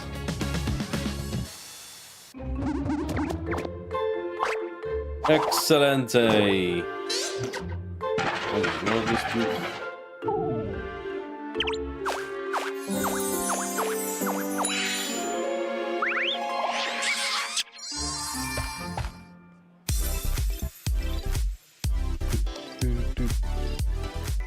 Welcome back, trainers, Dude, to Marto's the 2026 Toronto Regionals for Pokemon Go, one of the largest tournaments to date in our region. Marto. Okay, I'm joined with Softov, and it's been an exciting day one so far, but we still have a lot more battles to go. And we've already locked in the trainers going to the winner's side on day 2 from groups A and B. Ducky Ducks We're gonna look at group C in just a second, but dang. we've been seeing upset after upset. A lot of people we would call underdogs heading into day 2, and I think Group C as well. I don't think either of these trainers has made day 2 at a regional It's not quite Deal yet. predicted it. Speaking of upsets, let's take a look to see You if have there to go were on any Crystal. upsets that happened off the stream, because we unfortunately can't face off against that one. Oh, and we do Look at see that. one. Unfortunately for Marto Galde, one of our top players in the circuit, does go down to OG Blair Stores, actually one of my locals. And then we see Lil Winery, the 2-0 victory over Dr. Roast Beef.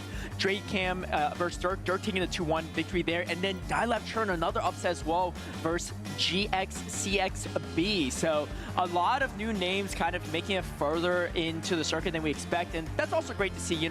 I know some people probably have their favorite players they're rooting for, but it's also nice to see some of these new names and them carving out their own stories. That's right. Well, let's take a look at the stage. We've got some of these players who are continuing to carve out their own stories. We've got DHC United, who, of course, we saw in the winner's semis a little bit ago. Final Boss AJ, we streamed her. She was the first match played on stream, and she said in her interview she's dangerous if she gets that first win on stream. So let's see what she can pull off here.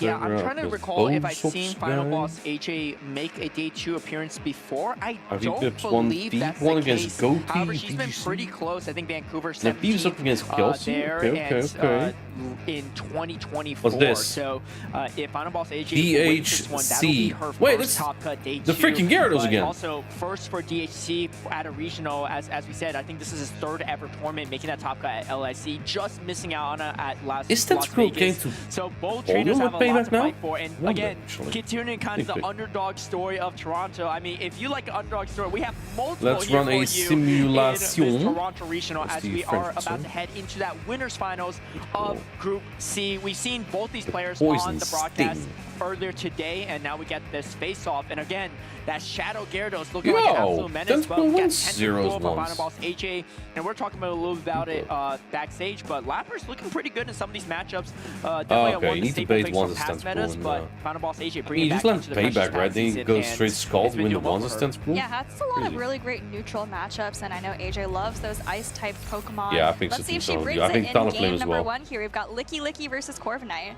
All right, and this matchup is a little bit funky. I mean, there's not a lot of damage from either the fast attacks, but they both charge NG pretty quickly as Final Boss AJ is going to be getting to that neutral Shadow Ball. Because Shadow Ball is so good, this is not even that bad. It used to be bad for Licky Licky. Actually quite fine now with Shadow Ball being so freaking good. To maybe just chip it and then And then this Pokemon outputs no damage with Air Cutter, so you're throwing the non-stab move.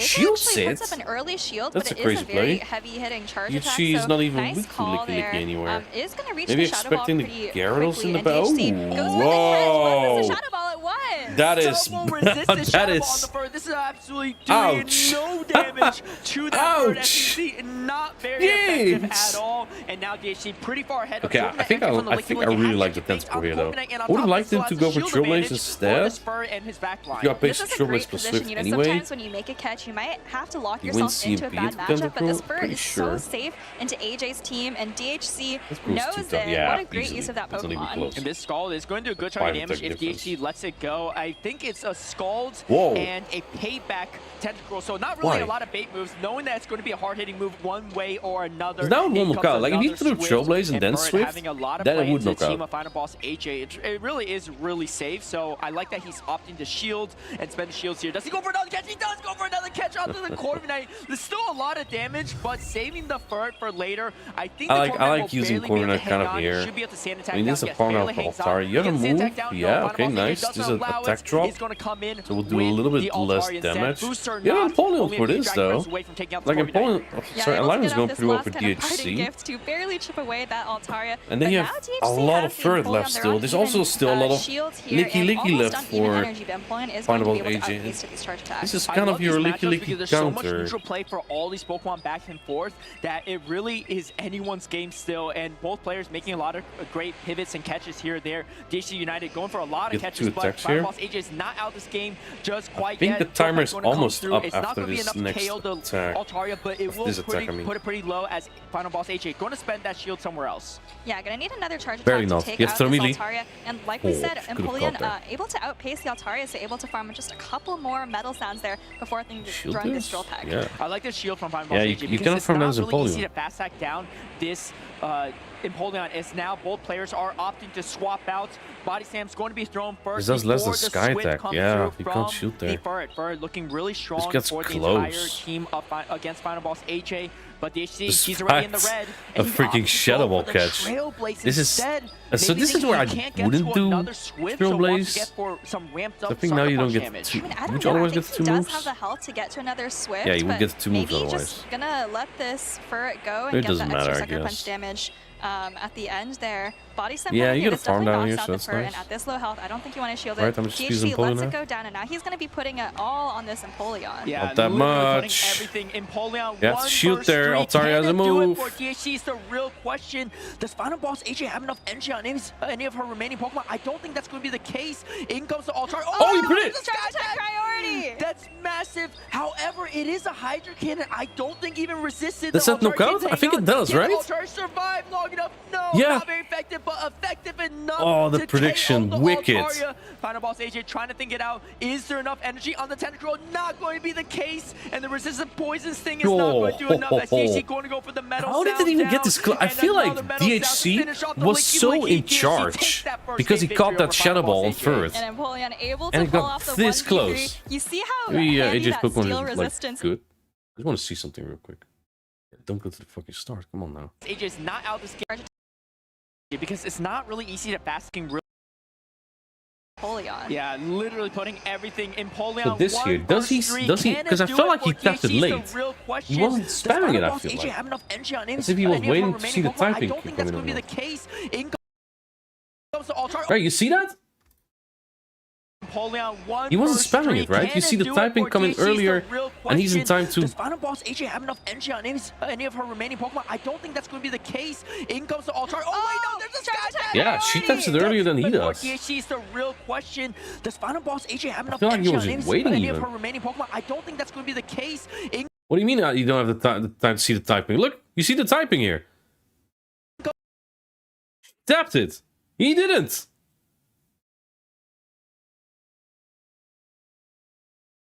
I think he just waited and saw it. comes the Altaria. Oh, wait, no, there's a Sky And you need to be so fast to do that. massive. However, it is a Hydra. Hmm. That AJ is going to try to make the combo play with Altaria. If AJ had actually switched into the other Pokemon or just stayed in, I think she would have won that game, but I mean, you have to go for your chance. Yeah, she was literally a half second off. And, Yeah, you know, maybe, Pokemon I don't Go, know. It's a pretty fast-paced game, and just some of these matches can literally be decided on a half-second decision. High-level precision plays from both these players. Can Final Boss AJ force a game number 3 here? She's going to have to win the second game to make it happen. The real question is, what adjustments do you make? Because that Empoleon was really strong into Final Boss AJ's team. Does she bring the Marowak is the real question. Yeah, I also like the Furret from DHC, so we'll have to see AJ's response. We started with a Shadow Kanto Marowak mirror, so this might actually come down to whoever wins charge attack priority, or if someone wants to make a catch. And there's a lot of catch potential. If you catch a Bone Club double resisted on the Altaria, it's going to be really good Final Boss AJ. But DHC United finds the lead he wants. Even though it's a mirror matchup, he just wants to avoid this Marowak onto his own Empoleon. However, Final Boss AJ can throw a move, maybe even pivot out the Marowak and save it for later. She's got to anticipate that there might be Empoleon on the back, given how strong it was for game number 1 for DHC. Yeah, DHC gonna let that go, and this is gonna set up a really easy catch opportunity, but he doesn't fall for it, and able to get off the super effective rock slide. Wow, he goes for a pause there just in case Final Boss AJ does it, and on top of it, just barely, but barely gets to the rock slide, and that's everything he needs to do some super effective damage, putting the Altaria below half health at this point in time. Final Boss AJ actually reaching for the Sky Attack instead of the Flamethrower. Maybe opting, I don't know, if you don't shield this I think you live. Yeah, DHC might not shield the Sky Tech. I think the problem, and doesn't shield it. And that's really troublesome for Final Boss AJ because now you have reached down, the flamethrower to would have, right? More health to contend live with. one. Yeah, you get a couple more helpful Jesus, metal sounds 3 here. metal sounds? I believe sounds? 2 metal sounds away That's from another so Hydro much. Cannon, and this is looking You're already down a absolutely shield? fantastic for DHC. Up But the you could shield, use yes, this there is energy. some energy on this Marowak, but this Don't Fur you is so need this? safe, and you've still got a good chunk of the Empoleon too. I don't know. And he does Maybe use opt the to energy shield or Bone keep Club, the which is a good shield? decision because this Fur, like you said, has a lot of play into the entire team of Final Boss AJ. Final Boss AJ tries to go for it. Okay, your sneak is nice here. Snuck through Don't against the Fur. shield. That's going to give her You need some the advantage fast attack going into damage this for matchup, but Empoleon. the Fur still has a little bit of residual energy to contend Right, with. Pogwar? And man, it's still going to be a pretty close endgame because you have the Marowak later for the Empoleon, and the Empoleon's closing in on Shadow Ball range on top of it. Yeah, well, it's going to be interesting for sure. Body Slam coming through onto the Fur now, and you know, DHC, it looks like it's going to try to commit to the Trail Bites. No, just going for the Swift, making sure to throw on good timing. You know, at this point, I think this is where you realize, hey, you know, I just need to do charge attacks for the rest of this game, and he's going to be able to reach another Swift relatively quickly. Oh, and he goes for the hard pivot over to the Empoleon. I like this play a lot. Now forcing the final shield for Final Boss AJ, but this might give her a chance to farm down with the Marowak. Does she pivot over is the question. There's no energy on the Empoleon. No, opposite throw the Shadow You have Ball to swap it to instead. K-Wag now. Maybe going for the fast attack pressure against the Oh, no Fur. shields though. DHC not shielding. I like this play from him because if he shields there, then you get it locked into the Marowak, which is exactly what Final Boss AJ wants to do. And now JC United has a shield remaining. Can Final Boss AJ mudslap You this have down to before swap the into next K-Wag, reach bro. is the real question because she's not going to get to 2 Bone Clubs in time. 1 mudslap, 2 mudslap, 3 mudslap isn't enough. No, No. throw for the move. It's not going This to is be not shield 1 KOS. HP. It's going to do 1 damage, but Good I think attempt, though. JC has enough health to hang on. He's at the Swift. He's looking to close out Winners Finals. He's going to make his day 2 appearance at his 2nd ever regional. With the Shadow 2-0 Gyarados. victory for DHC. What a fantastic run he is having here, and really making such great use of that Fur throughout the series. I think, you know, in the situations where you have a favorable matchup, you have to just realize that, you know, when you have neutral matchups elsewhere, you can count on Pokemon like your Fur to close it out. And that's Also, I exactly just want to check this one more time, actually. Final shield for Final Boss 8 going for the and now Wait, he's this- at the Swift. There's a lot of catch potential. If you catch a Bone Club double, AJ is not out this game. Just quite really easy to fast attack. Really short the case. I've logged it up and comes to all. Empoleon 1 burst 3. Can it do it for DHC? Is the real Yeah, question. Charles is judging Does Final Boss Toronto. AJ have enough energy on any of her remaining Pokemon? I don't think that's going to be the case. In comes to Altar. Oh wait, no, there's a Sky Attack. It's not even a That's sneak. massive. However, it is a Hydro Cannon. I don't think even resisted the Altar Cannon to hang on. Can the Altar survive long enough? these plays. You know, we saw the wait in that game just now with the Kanto Marowak, making sure AJ doesn't catch. You know, it was a really obvious catch opportunity, so that's really great foresight there. Yeah, and just expecting it there too. And I mean, I think is. Final Boss AJ did everything she could, right? But like, what do you do instead at this point? I mean, because this is the crazy part. If DHC, like, if Final Boss AJ didn't swap there, Okay, the Final first Boss AJ one, just or second mud-slaps actually. down the Marowak, and DHC just lose the Marowak for nothing, right? So the fact that he didn't even throw the Second mud-slap one and to just make day opted to 2. potentially go for, like, avoid a catch is absolutely wild to me, but it paid off for him. Yeah, not the only call of this match. No, that why are paid you off. still I in? remember Yo. Game number 1 also with the charge PCB attack with the versus losers Altaria. bracket run? So DHC really He reading wins not there only now? the team, but also Grada the is opponent. out. Yeah, and a great no-shield call against the Licky Licky as well. I think that really paid dividends for him because he knows if I shield this, I'm just going to get locked into a Marowak, and that might really lose He's game shield there. level 80, yeah, Opting to level put 50. everything on the Furrets. I know Licky Look, Licky is iFix the new is normal out. type star of the tournament, but Furret, it's been around for a Storm's while, still and it going. looks like it's still going to be around in the The precious past Torian's season. still going. The Japanese guys out. Definitely still hanging on there. I think we're going to see a lot of this Altaria Nighttime core clutch for throughout the tournament, as Jaco we've Loco already next. seen in on the stream game. so far. I believe I put in my cast predictions, the Furrets. Oh, So, wow. you know, I'm just So original. Arrow's still Brand going? new Ganon's still Pokemon going? Hey, Hall. it's about it's not about what's going to be new, right? It's about what's going to be good. I had Empoleon Bird on there, Battle you know? versus but we'll see how it pans out for day number 2. As very excited for DHC, and I'm sure he's excited as well. You know, a lot of underdogs in Toronto making it to that day number 2, but these SNS are lost? not underdogs on the stage right Yeah, now. Gen We have lost. Nighttime Clasher, Ooh, that may a have been, regional champion, an international I hope they champion will still- going against Jaco Loco, who hasn't It's won a not tournament broken. yet, but as he mentioned, his first ever tournament was in Toronto 2 years ago. It was technically 3 seasons Rice ago, but it was like still 2 goes Sustenance years either ago. one. And he got 4th place in his first ever tournament, which really put his name in the circuit, right? And ever since then, everyone's known him, and you're like, hey, I can't, even though I don't know this guy very well, I can't sleep on this opponent. And he, of course, no, will Charles be is facing not. off against Nighttime Clasher in this winners finals, Which, with accolades. I don't think he has more under their things belt, to but, judge. it should be a pretty So I think he's sharp just kind of slowly rolling out of it. Jocko Loco might actually And this have might a just be special his event last one, title to his honestly. name. I'll have to check that. But I do believe that he has won a tournament Like, it's before. just- He's definitely played at Worlds before. You're But like still you level said, 50 breakout right now. tournament People know happened you're in not Toronto a trying, few right? years ago. It's unfortunate. And actually, but- that's the same breakout tournament that SS Thorn course, had, you I are. think. So, you know, sometimes when you come to Canada, you see these local trainers who might not be able to make it to all of the tournaments in the US, but they're really given a chance to shine here. You know, we saw It's a Satire, for example, making it to day 2. Yeah, and so Jocko Loco, SS Thorn, like you mentioned, right? 2nd place in Toronto 2 years what's up, ago. versus And then it's a Satire. Axon and Rice is. I know Axon is them, not. plus Lau Jess, and many other players, they're locals to Toronto. And, you know, what a great way also to practice is at your local tournaments, because I see group photos of them, and I'm like, whoa, there's like 5 players at this tournament, but they're all like really accomplished players. And it's a great way to kind of just practice your strategies, and you can earn championship points to actually qualify for World Championships. So definitely check out your local tournament scene to see if you have a chance to play in any and practice and get warmed up before your first ever tournament. Yep. All right. Well, that was a good backstory on these two players. Do you think Eric plays local tournaments? He avoids. He only plays the ones where good players are going. On stage. Or actually, wait. Did we also see Jocko Yes, Loco? we did. We Yeah, did. earlier Yeah, too, that's right. yes. So Yeah. we've seen both of these teams before. always But we trying can to just take swerve. another look. You know, we talked about the I mean, he gets the Lapras on, I points. believe it was I AJ's don't team that even we just blame saw him.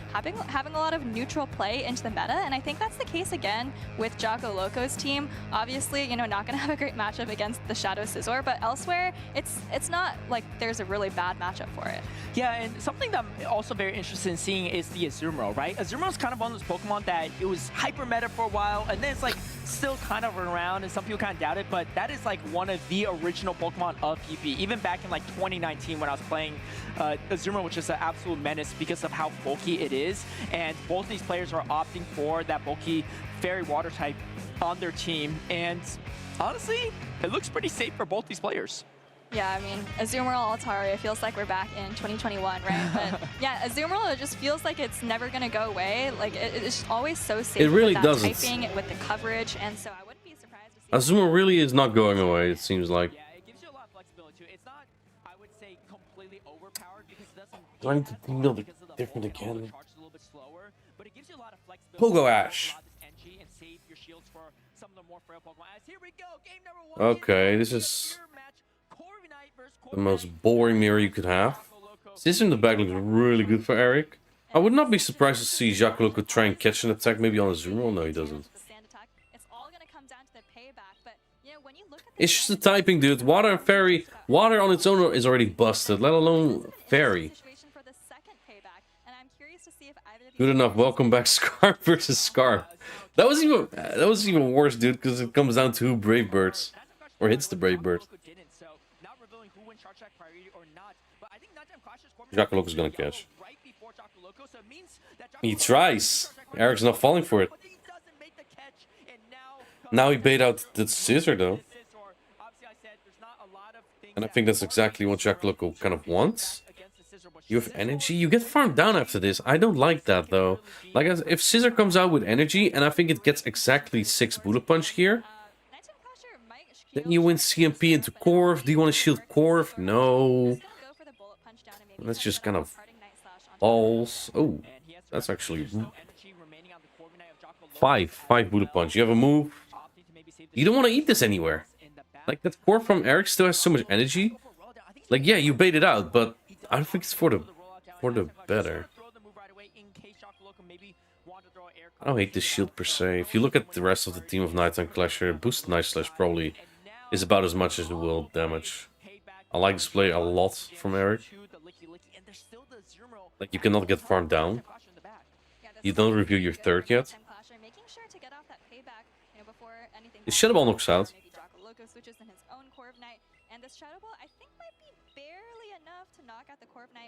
Yeah. Azu comes in, but this health, up a shield. You have all the energy still on Jocko Loco's side though. With Corv, right? If I'm not mistaken. Yeah. Yeah, he hasn't brought it in yet. Pretty fast charging and makes a great shield call to shield the Shadow Ball. Shielding the Shadow Ball is pretty big for a Nighttime Clasher, mitigating the most amount of damage that Jocko Loco can. It's not an Ice Beam range yet. What I'm not a fan of is you hit the Ice Beam and then get farmed down. Like swapping, so there was never a good moment swapping this Corviknight, to be honest. Stand attack does no damage. You just come out with another move here, almost. 3 more balls, probably. Yeah, but this is one of those situations where it's a little awkward to be the Azumarill. I definitely still give it the favorable odds in this end game, but you know, you see all these bait moves, and actually this air cutter coming could That be theory? huge, because once you come in with Probably doesn't matter anyway. maybe you just need to land one Shadow Ball to take out the Azumarill. Yeah, very unfortunate Jocko Loco. He didn't get a boost on any of these air cutters, because otherwise that could have really brought this. Yeah, that's a good point, Soph, but you're not gonna outpace. Like 2 more balls for Ice Beams. Azumarill's not in. Maybe with like 3 more rollouts, you're in Shadow Ball range. Avoiding a catch by waiting for the bubble to come through. You can see he pausing there as well. And wait, hold on. I think he let like a full bubble through. So maybe pausing a little too long for the Licky Licky. And now I don't think this body slam is going to be enough, as Azumarill has reached. Yeah, it doesn't matter. Good game. Well played by Mr. Eric. And Nighttime Clasher takes the first game off of Jocko Loco. That's right. Honestly, it was looking a little dicey there for Nighttime Clasher with all of those, like you said, low energy charge attacks coming from the Corviknight, coming from the Licky Licky, but Azumarill, you know, all reliable, as we might like to call it, able to get the job done. And, you know, great decisions from Nighttime Clasher to not throw the payback right away when he reached it, expecting that Jocko Loco might make the catch, right? And I think that's something we saw from a couple trainers, DHC in the last matchup too, right? Expecting the potential catch, being patient, because when you catch a high energy move like payback on a resisted Pokemon, it throws away so many of your advantages. Not only that, but your opponent still has the payback banked on their own Corviknight. And because that catch didn't pan out, as we see right here, the patience from Nighttime Clasher really paid dividends, because now he gets a matchup he wants. He still has the energy for later, and just sets up his Azumarill for an entire backline sweep. Yeah, and I love how he used the Scizor here, realizing that really all its real job was just to take out the Azumarill, but it still gets off this extra Night Slash at the end, which also pulled the Is Scissor good into Jocko Loco? If he Pokemon to use, right? Ah, running it almost back. Oh, this gets tricky though. If Jocko Loco does the same stuff as before. Why are you farming it though? Which means that his is a little bit less bulky, but the Pokemon with slightly higher attack is going to win that charge attack priority. Are you afraid of a catch? It's going to be interesting. If Jocko Loco swaps or catches again. The last time he called on Azumarill. Oh, he swaps in Licky Licky. If this draws out Scissor, Eric's gonna swap in Guzzler, isn't he? Yeah. Eric is smart, dude. Sometimes I don't feel like I give him enough credit for how good he sometimes plays. And this Licky Licky's really strong into the entire line of 3 for Nighttime Clasher. Has so much play, especially with this amount of energy. And the timers are misaligned, so Jocko Loco has a chance to even pivot back out into the Corviknight and farm even more against the Guzzlord. It's just kind of the risk, right? If you run the same line, make sure your opponent guess that you might have the same stuff. I mean, all of that energy to throw into this Guzzlord. Nighttime Clasher now starting to throw a couple charge attacks of his own, but like if you guess Azumarill here, I think Jocko Loco could switch out of you're bringing Gus. Man, Altaria would have been so tough on this though. Because it's going to be worried about the sludge bomb, and Jocko Loco going for the shield, trying to go maybe the aggressive rollout down. This Corviknight has energy. Does Nighttime Clasher go for the combo blaze? The real question. Oh, he does not. Licky Licky going to go for the full farm down. Now comes the air cutter. It's not going to be a lot of damage. Oh, and Jocko Loco just lets it go, expecting to survive it, expecting it not to. Oh, you live. And that's exactly what allowing him to get the Shadow Ball off on charge attack. 1 HP though. That's going to be really nice for Jocko Loco, but I think Nighttime Clasher is happy with the work that this Corviknight has put in. Jesus, this Licky Licky. And the catch. Not that the air cut would have done so much on Azu. Not great for Jocko Loco. It is resisted, but it's going to make the Scizor really scary. Scizor up a shield is not something you want to deal with any Pokemon, but particularly a Azumarill in the back that's going to take super effective. I think Jocko Loco's kind of fine here. I don't know. I think you have to get another shield there, though. Yeah. Oh, wait a second. He doesn't have shields! If this scissor boosts, Eric wins. If he doesn't, I think Jack Loco has this. No boost. I think he has this then. You no shield this, Azu bubbles down. You do shield this, Azu will knock you out with player off plus bubbles. Yeah, this could be scary for Nighttime Clasher. Play rough is resistant, but you see how much each individual bubble does, and I don't think that the Scissor can take out the Azuma with just a single Trailblaze plus the bullet punches. Well played, well played. Just a real question. Jocko Loco, he's been patient all series long. Can he do it one more time? We get the boost, and oh, he's waiting so long too. Nice. If not put it in one bubble range, can Nighttime Clasher hang on? Zero question. Oh, he is going to be able to hang on. Gets a nice touch off. Yeah. The bubble's going to KO the Scissor first, and that's going to be GG. GG.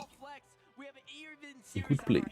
play. Great comeback from Jocko Loco to even up the series there. We saw Azumarill fall just a little bit short in that game number 1 for Jocko Loco, and we see its redemption arc there, able to close things out. Again, Get as low as possible to assert dominance. Pretty tough counter for Azumarill, but when shields are down like that, Azumarill can definitely... Whose jersey is that?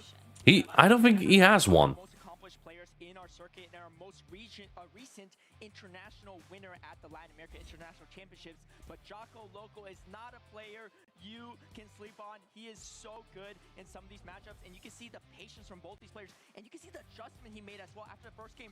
Whoever it is has his name on it. Yeah, no shit, Sherlock. I haven't seen the back, no? And do whatever I can. Great patience from him as well to avoid the catch from the Gutsword to catch a resistant Shadow Ball. That would have been disastrous for Jocko Loco. Wait, but when? When did he get one? I didn't know that was still possible. But being able to grab both shields with Air Cutter is really great for Jocko Loco because it's such a low energy charge attack, but it just opened the way for Azumarill to... I didn't think that was still possible to order them. Yeah, I love the adjustment to play that Azumarill Scizor matchup in the 0 shields instead of the 2 shield situation, but let's get into game number... Jesus, the Corviknight mirror, 3rd time in a row. Eric just playing the same line, almost the same line 3 times. And I think Jocko Loco is actually playing the same line 3 times. I think Jocko Loco's brought the same exact 3 Pokemon in the same order all 3 games, if I'm not mistaken. And he's just leaning into it. But I think Nighttime Clasher doing something similar, bring that Azumarill back with the Scizor, bring back his first game 1 line. And I don't know if this is going to be finally a game where we see the charge attack priority. No, not going to be the case. Jocko Loco playing it exactly how he did before. And this Licky is so annoying for Nighttime Clasher to deal with because, again, his team is kind of weak to it. Yeah, he doesn't have an answer, and he's going to have to throw the payback here. He expects... Oh, he shields this time. You bring Azu in? Yeah, he expects... Eric just gets the alignment the whole time, dude. Crazy. You just absolutely cannot come into Licky with a Scizor with this much energy. It just cannot absorb the energy well. But Jocko Loco, he is able to definitely put a dent into Azumarill with the energy lead he has.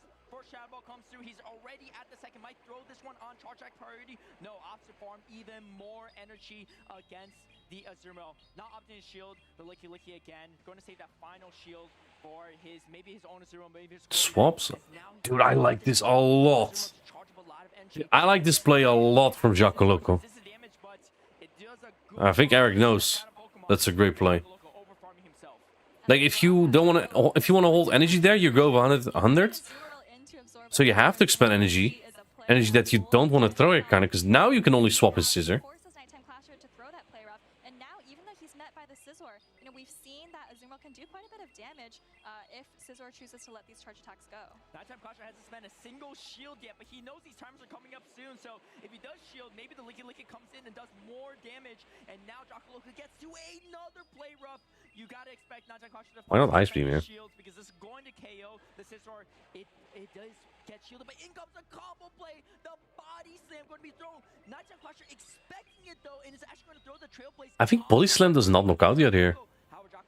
You probably get the rollout down, but the timer's almost up. I think at this point in time too. What does Nighttime Clasher do? He doesn't shield again. He's going to put everything on the potentially the Corviknight and the Azumarill.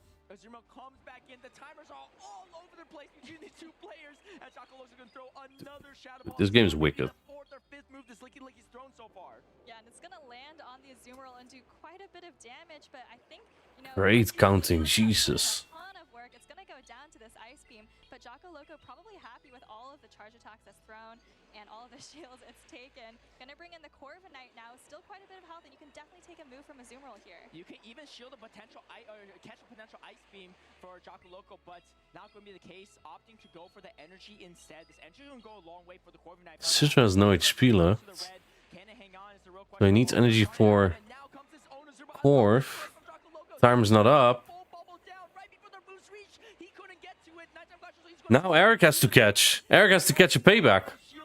He's going to spend it on the Corviknight. Let's not forget Jocko Loco still has energy on his Corviknight as well. Every Pokemon in the red for these players except for this final Corviknight. Now it reaches the red himself. Oh. That's for the air cutter, makes sense. And of course, there's still the final Pokemon of Jocko Loco. Can he do it? Is the real question. Oh, and Eric wins CP. Good game. Good game. Yeah, this was a good. I don't know. I didn't like the first two battles as much. It was very much in Eric's favor. I think Jocko Loco again didn't have exactly alignment, but he made that so close. I think Eric had that alignment just a little bit better. I mean, look, you can win alignment, you still have to hold it, right? You still have to hold the advantage. It's not like a given that if you win the lead, you win, and you win the backline, that you win the game. But I feel like that third game was only so good because of how Jocko Loco tried to play it out. Maybe they had some of that knowledge, but we just really didn't know until the very end. And I could watch that series all day long. So much neutral play between these talented players. It was just so much fun to watch because they were just weaving in and out. And that's just the beauty of the season is the shortened switch timers. It just allows for these very dynamic neutral plays. And again, like this is like a bad matchup, quote unquote, for the Azumarill, but you can still grab shields because of that energy lead. And the anticipation from these players is beautiful to see because Nighttime Clasher doesn't throw on a great timing there, expecting that potential combo play from Jocko Loco. Exactly, and these players. This is Pogoash music. As you said, it's not just bringing the right Pokemon. It's also during the game itself. Can you anticipate what the opponent's going to do? Because sometimes it is maybe just what you would see as a 50-50, but getting those brackets situations, this decisive game 3 to see who goes on to game number 2. That's what it's all about. Yeah, just look at the health bars on Nighttime Clash's remaining 3 Pokemon, all in the red, all like less than 3% health, but it's just making the most out of Little Winery. You can. It's just amazing to watch. Mr. Marcus.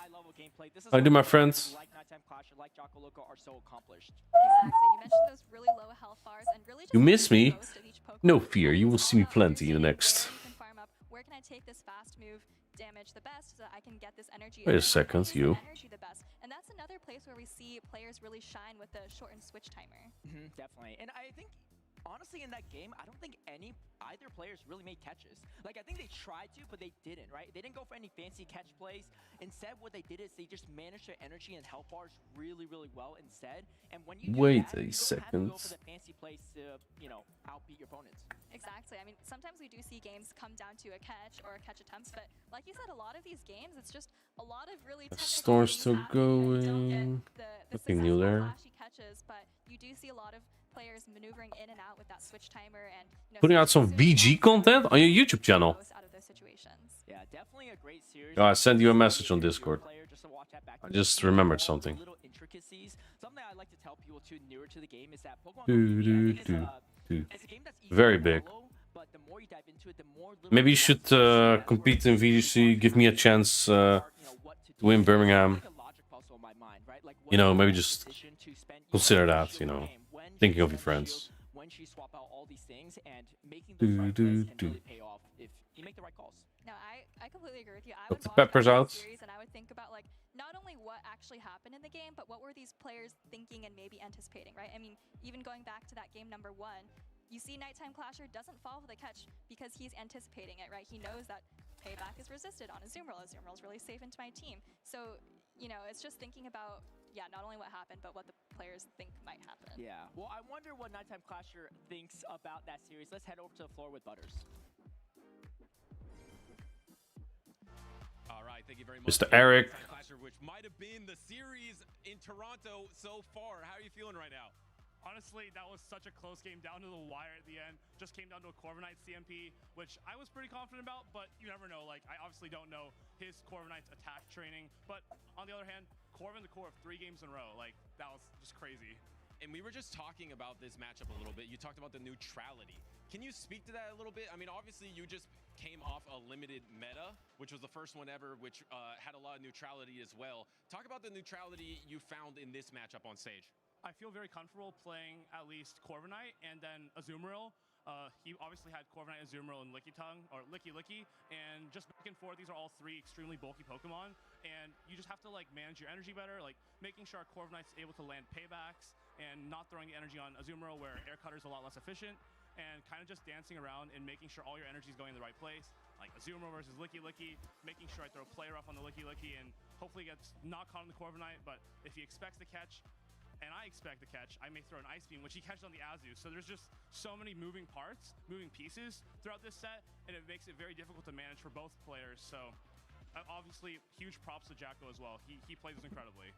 And that's exactly what your previous set on stage was as well, because you had a Guzzlord that was facing a Azumarill, and then soaking the Guzzlord damage, or sorry, the Shadow Scizor damage into a Guzzlord, and then the Jellicent damage into a Guzzlord as well. How do you feel like your decision-making for your team right now? You've been leaning on 4 Pokemon, Shadow Scizor, Azumarill, Guzzlord, and the Corviknight. How are you feeling at this junction of the tournament?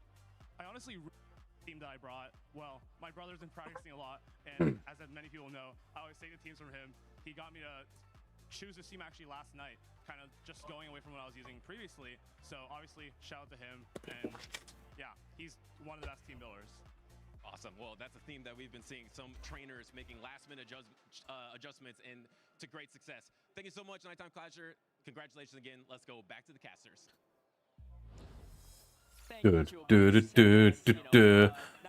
Battle Bill. We beat Colin before. With a Talonflame, let's go. Oh, this team is so weak to Guzzlord. Look at this, by the way. Group G. Rice beat Bosuk's guy. Sustenance either beat Cool Train above, we will playing as Rice. IV Pips beat Lindos Courlage. IV Pips is the kind of guy, maybe doesn't exactly have the magic in his fingers, but he puts in so much prep, and then he just wins. He beat Farid at NAIC too. So I've heard. Yeah. And Kelsey beat Alpha V. We're playing as IV Pips later. And here we have the leads. I assume Ice Beam Lapras, yes, from Ilum. I like this team from Ilum. I wonder why they're all stopped with Charge Bug. If you no shield the Sparkling Lariat, if you shield the Ice Beam, it could be really solid. Elam going for place. Oh, doesn't actually throw any of the entry. Attempted to catch. Oh boy. Great patience from him, and now comes the Guzzlord, which has a great matchup into the Furret, given that it's going to resist all this Dark Sucker Punch damage. Exactly. It is going to have to take 2 Swifts from the Furret because it did switch in just a little bit behind, but you see Guzzlord still in the green. That means now you don't hear an echo. And it's going to be able to take the second Swift. Who needs a scissor counter? To farm up energy with those Dragon Tails. The thing is, there's like, it's so bold to bring Scissor. There's no Stunfisk, so Elam doesn't really have that big of a Talonflame and Empoleon Core Breaker. I guess his best is Guzzlord and Lapras. He did bring both, so it's not like he didn't prepare for it, but God, he is. Great match for the Florges, but he's actually tapping the last. Dude, if you swap in Florges now, which could give Battle Bill just a tiny window of chance, actually goes for the Sparkling Arm. I don't know. Yeah, this line's cooked into Scissor. Oh my goodness, ouch. I think Ilum knows, right? Ilum knows. You can't even farm up here as Florges. You cannot farm up. I wonder if Scissor then knocks out in 5? I don't think so. Ooh, good counter. If he did count. I think you will get to Chilling Water at the very least, but you can clear it. Wait. He doesn't even get there. Yeah, good game. and still an Altaria left on Battle Bill side, but there's no way you're going to be able to land a flamethrower through both of those shields on the Scizor side. Battle Bill recognizing that. I'm not sure he's gonna shield the rest of the game or even throw another charge attack. Game number 2. Yeah, a bug. On top of that, great calls from Elam to bait out that shield. Whether he got that shield or not, it still would have looked like a really tough matchup for Battle Bill. Great patience from Elam as well in that lead matchup to not those sparking or the ice beam right away and avoid the catch from Battle Bill. And this Lapras, it honestly looks pretty good. Hey, Pogo Ash! It's not really meta relevant right now that we've seen so far in the Precious past season, but it might grow to be because it's got so much play into the entire team of Battle Bill. Everything either loses to it or it has some type of win condition. Yeah, and I think this is where Lapras is really able to shine because it just feels like it has so many neutral matchups that you kind of underestimate it maybe as the opponent. You can see how much play Elam got out of it in that first game, right? That song stuck in my head. And then I think it landed maybe 2 charge attacks or maybe just 1 on the Florges. So tons of play coming out of this Lapras, which, you know, even if it doesn't have any dominant winning Lapras is just really good into team from Battle Bill. It's very free. And Polian's not even that bad of a matchup, Stumph is not even that bad of a matchup, Fur is not even that bad of a matchup, and those are your worst.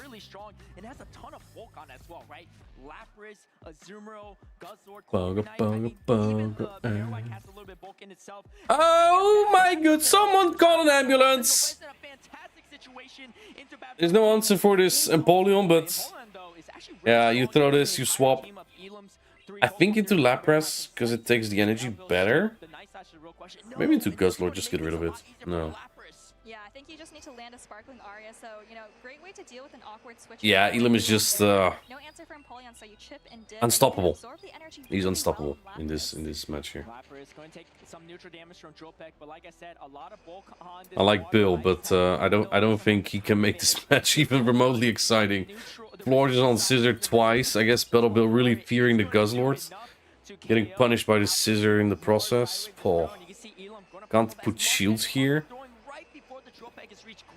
You can't even get a farm down. I think Lapras gets 2 attacks. Trying to figure out what do I do at this point, because again, this Lapras has played into everything, so you're going to take a good chunk of damage on anything regardless. Yeah, Florges coming in here, and Elam farming up a lot of energy, maybe thinking he can even get to 2 Sparkling Arias before... Did the fair went down, maybe?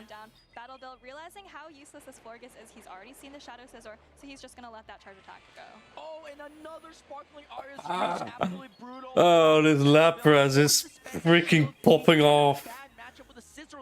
This is such a bad matchup for Battle Bill. There's nothing he can do. There's nothing he can do. This shield's not even necessary, but... Another chilling water is reach. However, Elam has the chance to clear this debuff with the Guzzlord. I think that's going to be what he does here, saving the energy for later. Like, you look at anything on the team from Bill, and there's nothing that Guzzlord will lose in once. Maybe it's Altaria, but you still have Night Slash. Right? It could have been Euphis, Guzzlord wins. Ferret, Guzzlord wins. Talonflame, Guzzlord wins. Battle Bill brought his best answers to Guzzlord. Who can't beat it? It's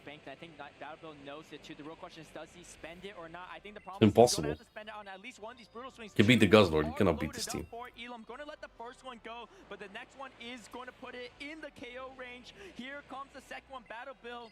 I think he's nodding his head, shaking his head as well, saying, hey, man, I'm getting outplayed here. It's a tough lead. It's a tough backline. It's a tough opponent in Elam. You can see he's trying to build up to double sky attack, but not There's no way. enough. And Elam takes This matchup is so bad for Bill. In this winner's finals.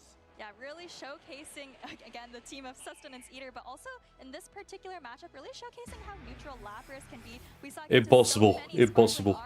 Versus Battle Bill, and just, you know, put in a lot of work to set up the rest of the team. I might call it here, depends on what the next match is. Just another day in the office for Elam, another top cupper, and last season he didn't miss a single top 5 performance in any of his regular season tournaments, and he's looking to repeat some of that success here in Toronto and defend his title. I don't know how the other previous Toronto regional champions are. Thorin is out, Aymero's out. As a Storm on a big losers bracket run, it's Sheer against Tommy W. I think they played before. Tommy won back then. And last year it was Elam, and Elam is going to make that top cut here in 2026. Yeah, like you said, Elam had a fantastic 2025 season, winning 2 regionals. And yeah, I think maybe his worst finish was like top 6 in Louisville because he was also second at NAIC. But actually, since that NAIC performance, I don't think he's made a day Oh, 2. wait, is this the next one? If you look at Worlds, if you look at Las Or is it? Vegas. No, it's So Duma this is version. actually his first day 2 in quite a while. Or is I'm it? sure he's feeling good No, about it that. is. Okay. Hey, quite a while for him, but from Oh, I think I'm gonna call there. any day, myself included, as we see the fantastic matchup for the Shadows. Still going. This team Come on, looks man. pretty good. You know, I think some people All right, let's see. Yo, Dez. Umbreon and Medicham. Yeah, there weren't a lot of fairies. I expected there to be more. I saw Arrow with Medicham. Oh, Henry's live. Yeah, I like it. It's a I checked Umbreon, and something that really helped me off was some 2-shield matchups. For one, Talonflame, Umbreon gets freaking killed in the 2 shields. Not even fun. Like, that's a 50% health win for Talonflame. It's that bad. Alright, maybe I'll do some tomorrow again. See you later, everyone. Bye-bye. They're still going to do some damage, and all that damage adding up over time just makes things, you know, pretty seamless. Tough matchup for Battle Build, but he's still not out of it yet. He will be heading down to that losers finals where he has a chance to also join Elam and